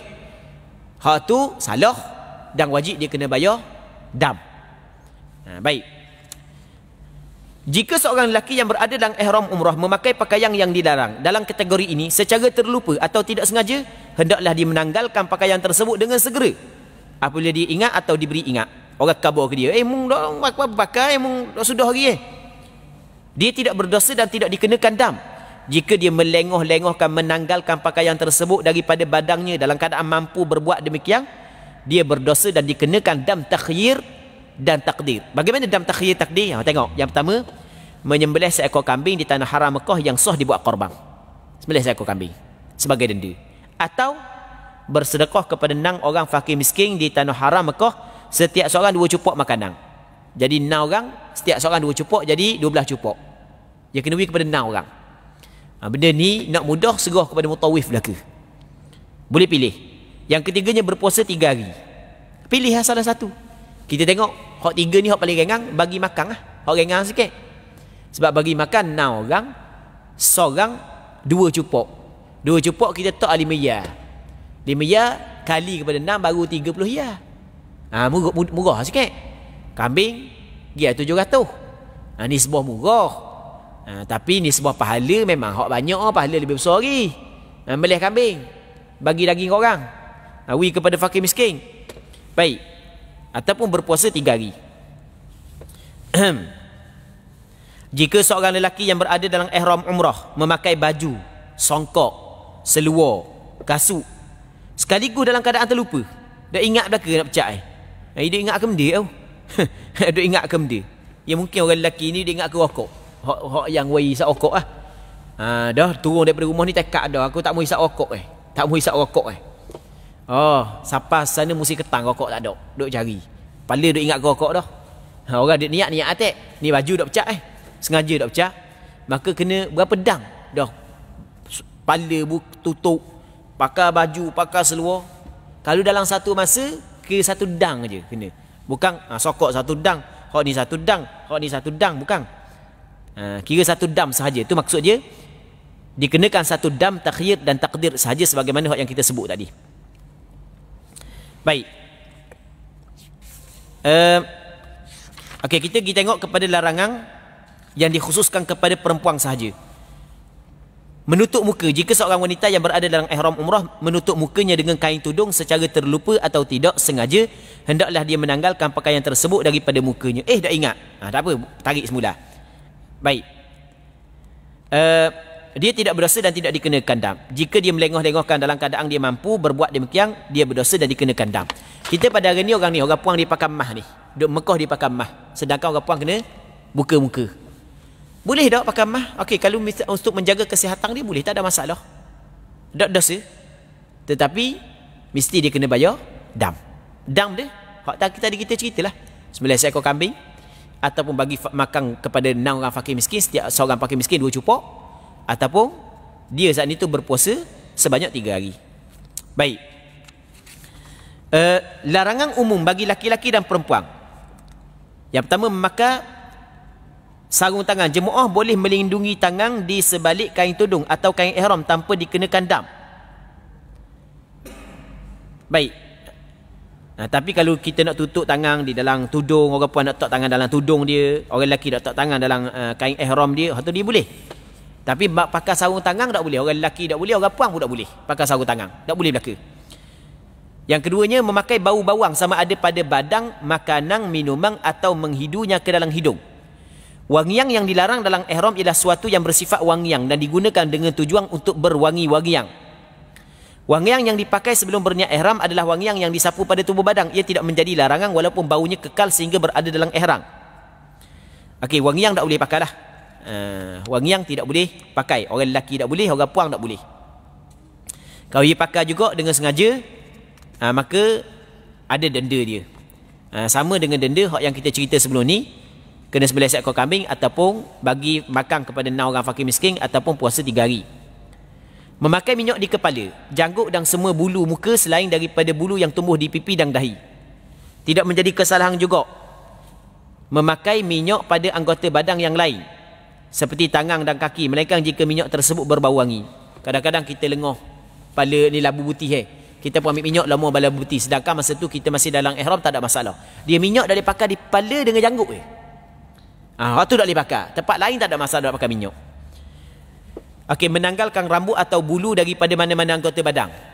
Orang lelaki, dia pakai kain ihram, duduk atas bah. Dah lama perjalanan bah daripada Madinah ke Mekah. Lepas tu tangan tak celah ni. Oh, panjang bulu tiuk. Cabut bulu tiuk Okey, tak sengaja, tak dosa. Sengaja dosa. Tapi sengaja ke tak sengaja ke, kalau kita cabut bulu tiuk, maka wajib kena bayar dam. Cuma perbezaannya sengaja dosa, tak sengaja tak dosa. Sama kat bulu hidung. Misal janggut. Baik. Ni pantang larang hak yang perlu orang lelaki, orang puan kena ambil perhatian. Mengerak atau memotong kuku atau tidak dibolehkan juga.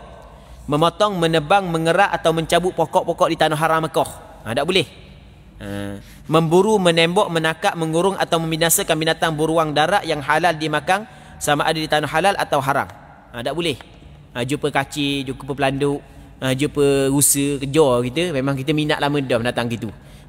Tengah-tengah ihram tu jumpa benda tu, tak boleh. Haram. Tak ada berburu. Kalau misalnya ngai ikan tak apa. Sebab tu binatang laut, bukan binatang darat. Hak binatang darat tak boleh.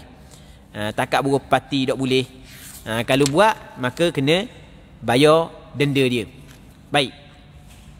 Melakukan pendahuluan muqaddimah persetubuhan. Pendahuluan muqaddimah persetubuhan merakumi perkataan, cakap-cakap lucah dengan bini. Baik. Perbuatan dan isyarat tubuh badan, maka tidak dibolehkan. Bercakap lucah dalam ihram hukumnya berdosa tetapi tidak dikenakan dam.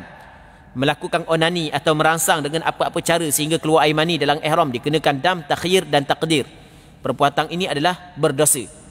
Dam, takhir dan takdir ni gini: menyembelih seekor kambing di tanah haram Mekah yang sah dibuat korban, atau bersedekah kepada 6 orang fakir miskin. Macam hak yang kita cerita tadi, ataupun puasa 3 hari. Puasa 3 hari boleh dilakukan di tanah haram Mekah ataupun di tempat lain. Suami isteri yang berada dalam ihram boleh berpimpin tangan ketika masyaqqah atau keperluan seperti melintasi jalan, melintah jalan, jika persentuhan dengan berlapik dan tidak menimbulkan syahwat. Kalau nak pimpin tak ada masalah, tapi jangan menimbulkan syahwat lah. Tua dah, umur 60 dah. Hai, jangan main. Sana kareng jadi lain. Ya, kita dalam ihram kan, kita dalam ibadat ni dia ada ujian dia. Hak umur 60 mari kareng jadi lain dah. Duduk rumah masing-masing sibuk. Tok lelaki sibuk, bini sibuk. Balik bini tidur, pagi esok tok lelaki dubik dah. Duduk sana tak ada kerja benda. Duduk dengan bini sokmo. Hak duduk rumah tak apa tengok comel bini. Duduk sana nampak comel pula Amba cerita ni benda pernah berlaku. Kita masa duduk dalam bah, kita cerita dah. Pocik-pocik, mocik-mocik hak mari sepasang suami isteri duduk atas kursi tu, perhati pegang tangan Sebab benda. Sebab dia duduk sini ujian kan. Kadang-kadang duduk rumah tak apa nak rasa mana, duduk sini rasa lalu. Kareng tu jadi kuat duduk sini. Jadi ada seorang pocik tu je jenis nakal. Kita pergi kat dia tu, dia kata, ustaz khabar betul ustaz. Derek depan orang ramai dia khabar, mengilah habis dalam bah. Hak tu khabar lagu tu. Jadi nak khabarnya, nak ceritanya, baik, tempat di sana adalah tempat ujian. Kita kata memang umur 60 lebih, bini umur 60 lebih, kat 70 dah, tu lelaki pun sama. Tak ada dah, nak rasa-rasa gitu. Jangan. Jangan kita kata lagu tu sebab tempat ujian. Kadang-kadang rasa, warna pula tengok bini hak tua dapat macam hak muda. Pegang tangan naik nafsu, maka salah perkara tersebut. Sebab kita dalam ibadat, ketika dalam ihram. Baik. Persetubuhan merupakan larangan ihram yang merosakkan ibadat umrah. Jika ianya berlaku sebelum selesai kerja-kerja umrah dalam keadaan sengaja dan tahu hukumnya adalah haram, tahu haramnya perbuatan ini dalam ihram umrah, lepas tu berlaku pula dengan secara sukarela, jemaah yang terlibat pula wajib menyempurnakan dam tertib dan ta'dil berikut. Yang pertama, kena menyembelih seekor unta yang boleh dibuat korban. Jika tidak mampu, kena sembelih seekor lembu.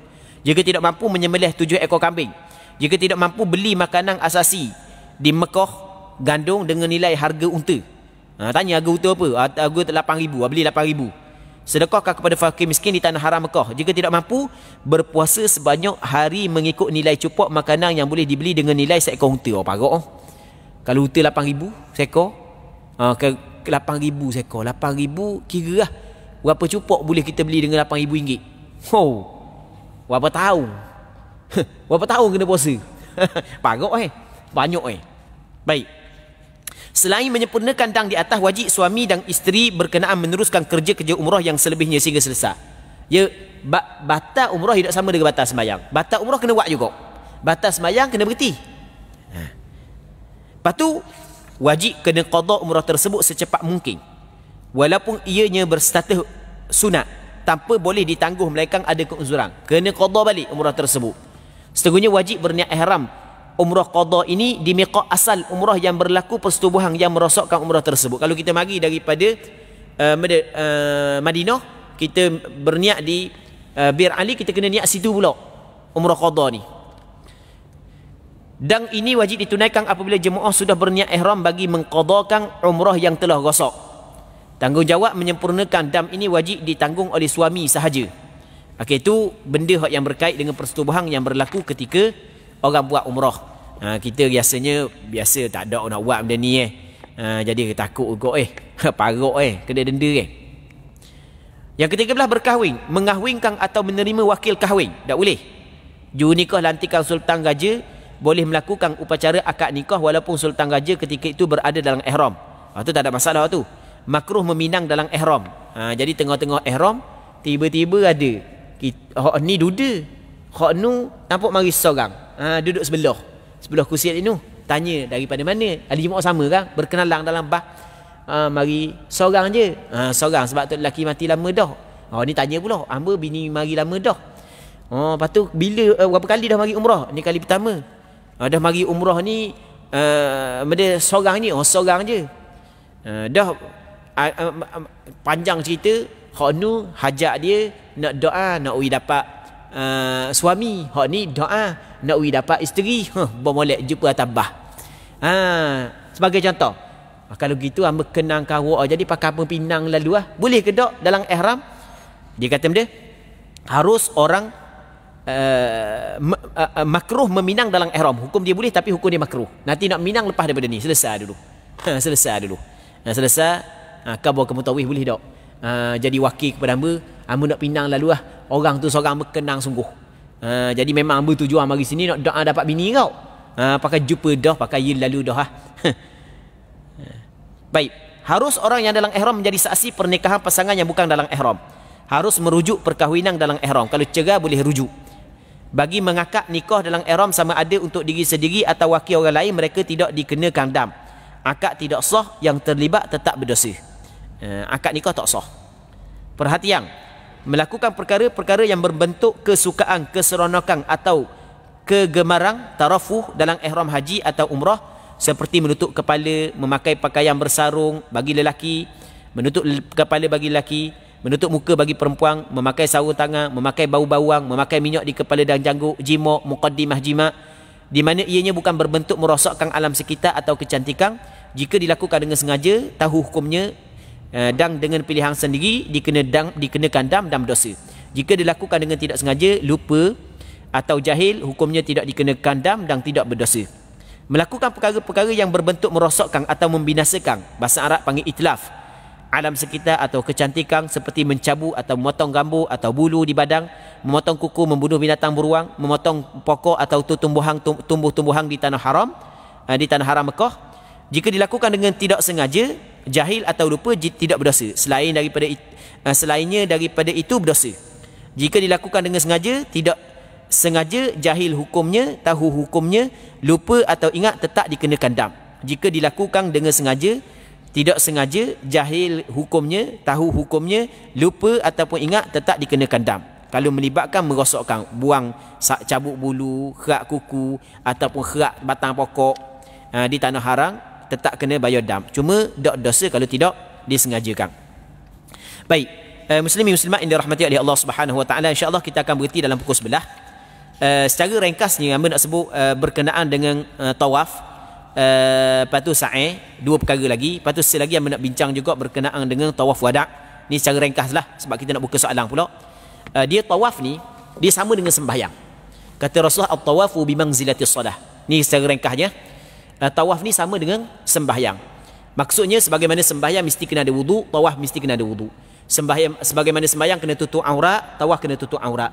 Sebagaimana sembahyang tidak boleh ada najis yang tidak dimaafkan, tawaf juga tidak boleh ada najis yang tidak dimaafkan. Cuma perbezaan di antara tawaf dengan sembahyang, tawaf ni gerak banyak, sembahyang tak digerak banyak. Tawaf ni boleh bercakap, tapi jangan bercakap benda yang tidak baik, manakala sembahyang tidak boleh bercakap. Dia tawaf ni, tawaf dia ada beberapa pembahagian. Ada tawaf rukun, rukun umrah, rukun haji. Ada tawaf wajib, contoh tawaf wada', tawaf nazar, dan ada tawaf sunat. Tawaf sunat macam kita tawaf biasa. Sebab kita duduk Mekah ni, sunat kita memperbanyakkan tawaf. Antara ibadat yang dituntut untuk kita buat, perbanyakkan tawaf. 7 keliling, lepas tu 7 keliling pula, lepas tu 7 keliling pula, lepas tu 7 keliling pula. Macam kita duduk masjid, sunat kita banyakkan sembahyang. Duduk Mekah banyakkan tawaf sunat. Baik. Cuma tawaf ni, dia ada beberapa perkara yang perlu kita kena tahu. Ni secara ringkas saja. Kalau kita nak buat tawaf umrah, tak perlu kita niat dah, kerana niat tawaf masuk dalam niat umrah tadi. Okey, boleh faham kan? Tadi kita niat dah saja aku buat umrah, termasuk juga niat tawaf. Jadi bermakna kita nak tawaf tak perlu niat dah. Niat untuk tawaf umrah hukum dia sunat. Berbeza dengan tawaf sunat. Duk saja nak pergi tawaf sikit maka waktu wajib kita kena niat. Sama juga tawaf wada'. Kita nak tinggal dah kat nak balik dah. Maka mesti kita kena niat. Tawaf umrah tak wajib niat. Cuma tawaf ni dia ada tempat permulaan. Kita tak boleh nak mula ikut dam. Tempat permulaan tawaf adalah penjuru Hajar Aswad. Okey, contoh ni Kaabah. Kita ada penjuru Hajar Aswad, dia ada 4 penjuru kan. Okey, kita mula daripada penjuru Hajar Aswad. Contoh ni Hajar Aswad. Kita tengok sebelah dinding tu dia ada lampu hijau. Okey, itu garisan dia, agak-agak je. Situ tempat permulaan. Kalau kita nak niat, okey, kita niat situ. Dan adalah sunat-sunat dalam tawaf, yang mana kita tidak sempat dah untuk bincang sunat dalam tawaf. Kita tawaf bermula daripada Hajar Aswad, pusing. Siapa temu 1 pusingan, pusing. Siapa cukup 7 pusingan. Andai kata kita syok 5 kenang, maka kira 5. Tengah-tengah tawaf tiba-tiba batal wuduk, ketuk sebagai contoh, maka dia ambil wuduk, sambung mula tawaf. Tawaf ni kalau batal, dia bukan macam semayang, perlu kena semayang mula, bukan boleh sambung saja tawaf. Kita buat 5 dah, hak ke-5 kita batal. Okey, boleh faham kan? Maka kita ambil wuduk, lepas tu kita tambah hak yang ambil, buat semula hak yang ke-5, yang ke-6, ke-7, tambah 3 lagi lah. Okey, itu tawaf. Dalam 4 tawaf ni, antara benda yang perlu kita kena bincang adalah berkenaan perkara yang membatalkan air semayang. Kita dalam mazhab Imam Syafi'i, antara perkara yang membatalkan air semayang apabila bersentuh kulit laki-laki dan perempuan. Di sana orang bermacam-macam negara ada. Negara ni ada, negara ni ada, negara ni. Kadang-kadang orang puang setengah-setengah negara tu dia ngasar. Memang sesuai dengan keadaan masyarakat dia. Dia tengok kita duduk depan kita jadi bergaluh, yang langgar kita, kena tepuh kulit dia, kaki kita, tangan kita. Kalau mengikut mazhab Imam Syafi'i batal wuduk, wajib kena ambil wuduk semula untuk meneruskan tawaf. Tapi biasanya dalam kursus umrah kita sarankan dan kita cadangkan untuk mengikut pandangan yang mengatakan tidak batal wuduk. Dan sebaik-baik pandangan yang kita ikut adalah pandangan mazhab Hambali ataupun Maliki, iaitu persentuhan kulit di antara laki-laki dan perempuan tidak membatalkan wudu dengan syarat. Dengan syarat tidak ada nafsu, tidak ada syahwah ketika menyentuh. Okey. Jadi boleh kita pakai pandangan tersebut. Jadi tak batal wudu. Kalau ada syahwat tak bolehlah batal wudu. Itu pandangan mazhab Maliki dengan Hambali. Cuma bagi orang yang nak bertaklid kepada pandangan mazhab tersebut, pastikan masa berwudu dia kena sapu semua kepala, kerana mengikut pandangan mazhab Maliki dengan Hambali, antara apa yang wajib dilakukan dalam berwudu mesti kena sapu ke semua kepala. Okey, itu benda yang penting yang perlu kita kena tahu. Manakala perincian yang lebih panjang lagi, tu perlu boleh rujuk kepada mutawif masing-masing. Sebab biasanya kalau kita pergi dengan travel, di sana ada pembimbing yang bersama dengan kita setiap masa. Ada apa-apa permasalahan yang timbul boleh kita ajukan terus kepada beliau.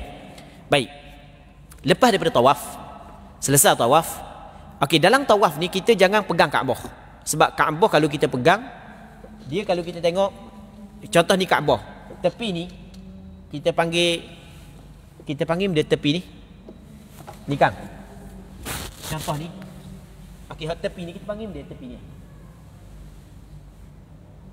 kita panggil dia ni tepi ni dinding tepi ni, kaki lima, bukan kaki lima, kita panggil dia. Nampak dah kan? Kaabah kita kedudukan dia, perasan tak? Dinding dia, lepas tu tepi dia ada gini. Kalau orang gantung Kaabah tu boleh jalan atas ni. Sebenarnya dinding Kaabah asal, hak ni dinding Kaabah asal. Tapi di zaman suatu ketika dahulu, oleh kerana perbelanjaan untuk membina Kaabah tidak cukup, maka dia kecil sikit. Tapi dia buat bigger. Jadi bigger ni sebenarnya masih lagi dalam Kaabah. Kita nak tawaf mesti kita kena tawaf di luar Kaabah. Jadi jangan kita sentuh Kaabah masa kita tawaf. Itu penting dah. Cuma kita sebut ni sebagai hukum sahaja. Nak sentuh payah orang ramai. Kita nak dekat pun tak boleh. So kata nak sentuh, nak dekat pun tak boleh. Jadi ni cuma kita cover hukum. Sama juga tawaf mesti kena tawaf di luar Kaabah. Hak yang orang panggil hijir Ismail, hak yang macam bentuk C, dinding rendah, kita tak boleh ambil potong shortcut masuk ke tengah tu. Lambat sangat barang kat luar tu, barang kat dalam tengok pintu buka. Tak boleh. Sebab tu dalam Kaabah mesti kena tawaf di luar Kaabah sebanyak 7 keliling. Lepas daripada tawaf, kita pergi sa'i. Sa'i mula daripada Safa. Kalau kita lepas daripada jemaah umrah, mutawif, sebab biasanya mutawif akan kabur lepas daripada kita tawaf, kita sembahyang sunat 2 rakaat di belakang maqam Ibrahim, ataupun kalau orang ramai sangat carilah mana-mana, lepas tu kita kumpul di satu tempat untuk kita pergi sa'i sama-sama.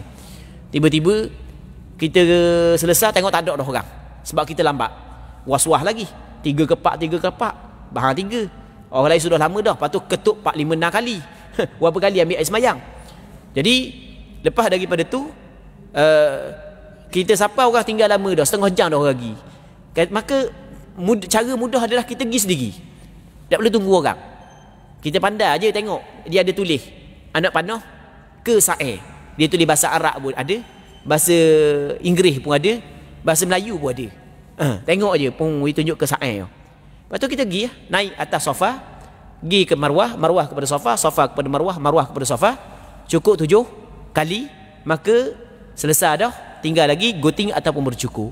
Orang lelaki paling comel cukur, nak gunting pun tak apa. Orang puang hanya bergunting saja. Selesai umrah kita. Baik, muslimin muslimat yang dirahmati oleh Allah Subhanahu wa taala, hak lagi yang perlu ambil sebelum daripada kita buka soalan berkenaan dengan wudu. Hak ni yang kena setuh sebab ada beberapa ahli jemaah yang pernah kita jumpa sebelum daripada ni mengambil wudu tak kena. Jadi apabila tak kena ambil wudu, maka tak sah ambil wudu. Itu kita kena faham. Dia kita di Mekah ni oleh kerana masjid luah. Masjid luah.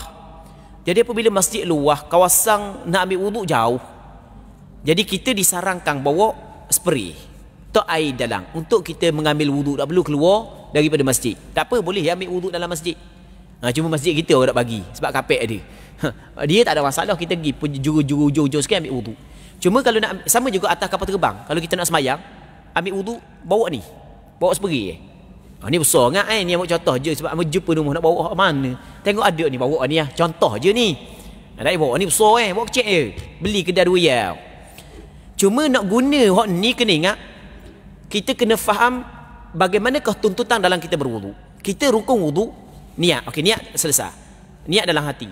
Yang keduanya basuh muka, basuh tangan, sapu kepala, basuh kaki.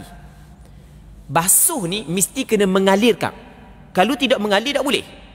Ada setengah orang dia spray gini tangan. Ni ambil ayat salah dulu. Mana dak okey. Spray tangan itu dia pula mau muka. Mana boleh gitu? Hak tu bukan basuh. Sapu. Siapa ajar gitu? Ni backing sikit sini sebab ada orang salah Tak boleh. Allah Ta'ala suruh mana dalam Quran? Ya ayyuhallazina amanu idza qumtum ila salati faghsilu. Mu kena basuh. Basuh ni mesti kena mengalir. Jadi kalau mu nak tok air di tangan tok banyak itu. Tok banyak sikit Tok banyak ambil daripada atas. Ni apa ni? Nampak tak kan? Ataupun kalau nak spray terus muka spray banyak. Mengalir tu. Tak apa tu. Jangan lama. Jangan lama. Tu tak boleh. Hak tu salah. Ada pula orang hak lama ni kawasan hidung je. Dia tak kenal muka mana. Ni muka ni start daripada tepat tubuh rambut sampai dagu. Ni jadi backing sikit sebab ada orang buat salah Dan ada orang ajar salah. Kalau buat salah tak apa, ajar salah. Ni start daripada tepat tubuh rambut hingga dagu, anak telinga ni. Kalau sapu muka kita jadi tak rata, mesti kena rata. Okey, satu. Yang keduanya, tangan. Tangan macam biasa. Ni selok gini. Buat macam biasa. Spray biar mengalir air. Baik. Orang puang pula tak ada masalah, dia ada tudung dia kan. Dia buka tudung dia. Takut nampak aurat kan, buka tudung dia. Dia duduk dalam tudung dia, nusuk dalam tudung dia. Takkan hamba nak tunjuk. Okey, hamba tunjuklah. Nak ajar kau puang. Ni orang puang pakai tudung kan. Okey, boleh. Mic ada. Ni orang puang kan pakai tudung kan. Ni contoh je kan. Orang puang pakai tudung. Kan ada orang puang dia tarik tudung dia, masuk dalam. Dia buat dalam tu seorang. Okey, boleh faham tak?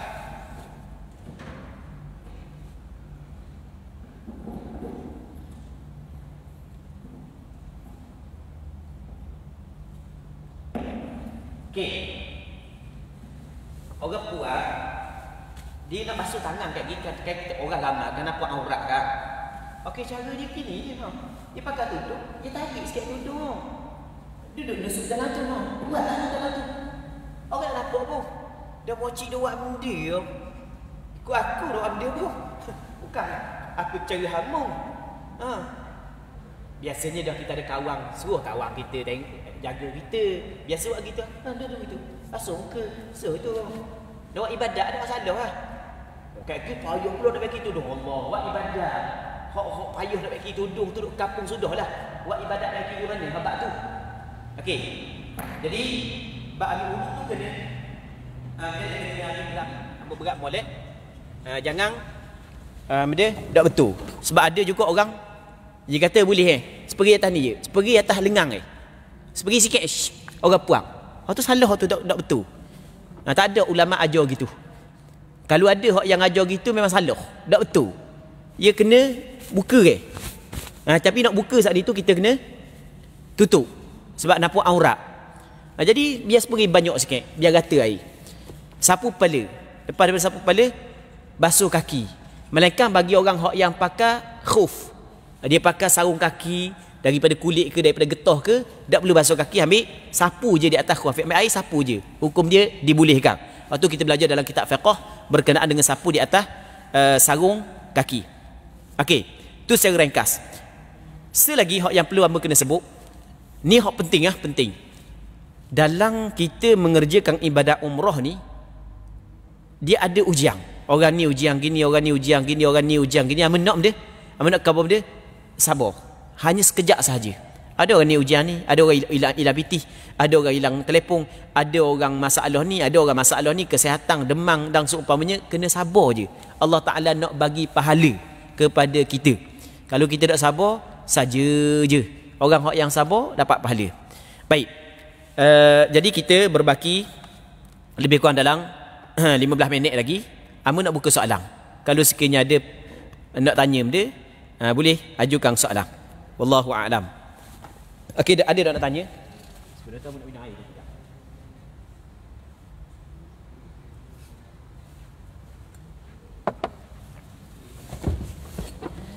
Ada tak nak tanya?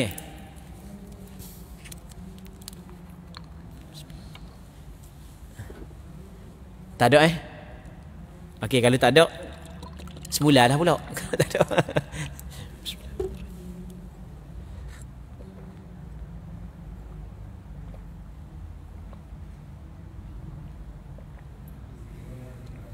Okey, baik. Kalau tak ada, tak apalah. Jadi kita berhenti sini dululah. Kita mengharapkan apa yang kita bincang pada hari ini, lebih kurang dalam 2 jam, ada manfaatnya dan ada keberkatannya, dan kita sama-sama berdoa kepada Allah Subhanahu wa taala agar Allah Subhanahu wa taala permudahkan perjalanan ibadat umrah bagi orang yang akan pergi melaksanakan ibadat umrah, dan kita berdoa agar Allah Subhanahu wa taala menerima ibadat kita. Hak tu hak yang paling besar sebenarnya. Penerimaan ibadat kita, hak tu hak yang paling besar. Kita berdoa agar Allah Taala permudahkan urusan kita dan agar Allah Subhanahu wa taala menerima ibadat umrah kita.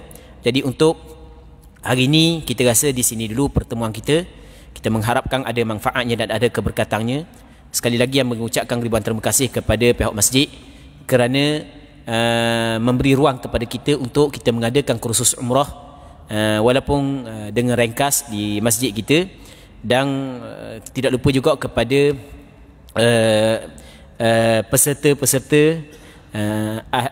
orang yang hadir, sama ada muslimin ataupun muslimat, dalam kursus umrah yang kita adakan pada pagi yang mulia ini. Wallahu subhanahu wa ta'ala a'la wa alam.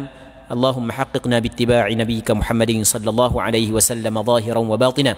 اللهم إنا نسألك الإخلاص في القول والعمل.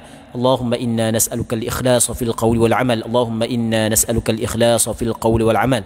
اللهم انفعنا بما علمتنا وعلمنا ما ينفعنا وعلمنا ما جهلنا وذكرنا ما نسينا. اللهم يسر لنا أمورنا مع الراحة لقلوبنا وأبداننا والسلامة والعافية في ديننا ودنيانا. وصلى الله على سيدنا محمد وعلى آله وصحبه أجمعين والحمد لله رب العالمين.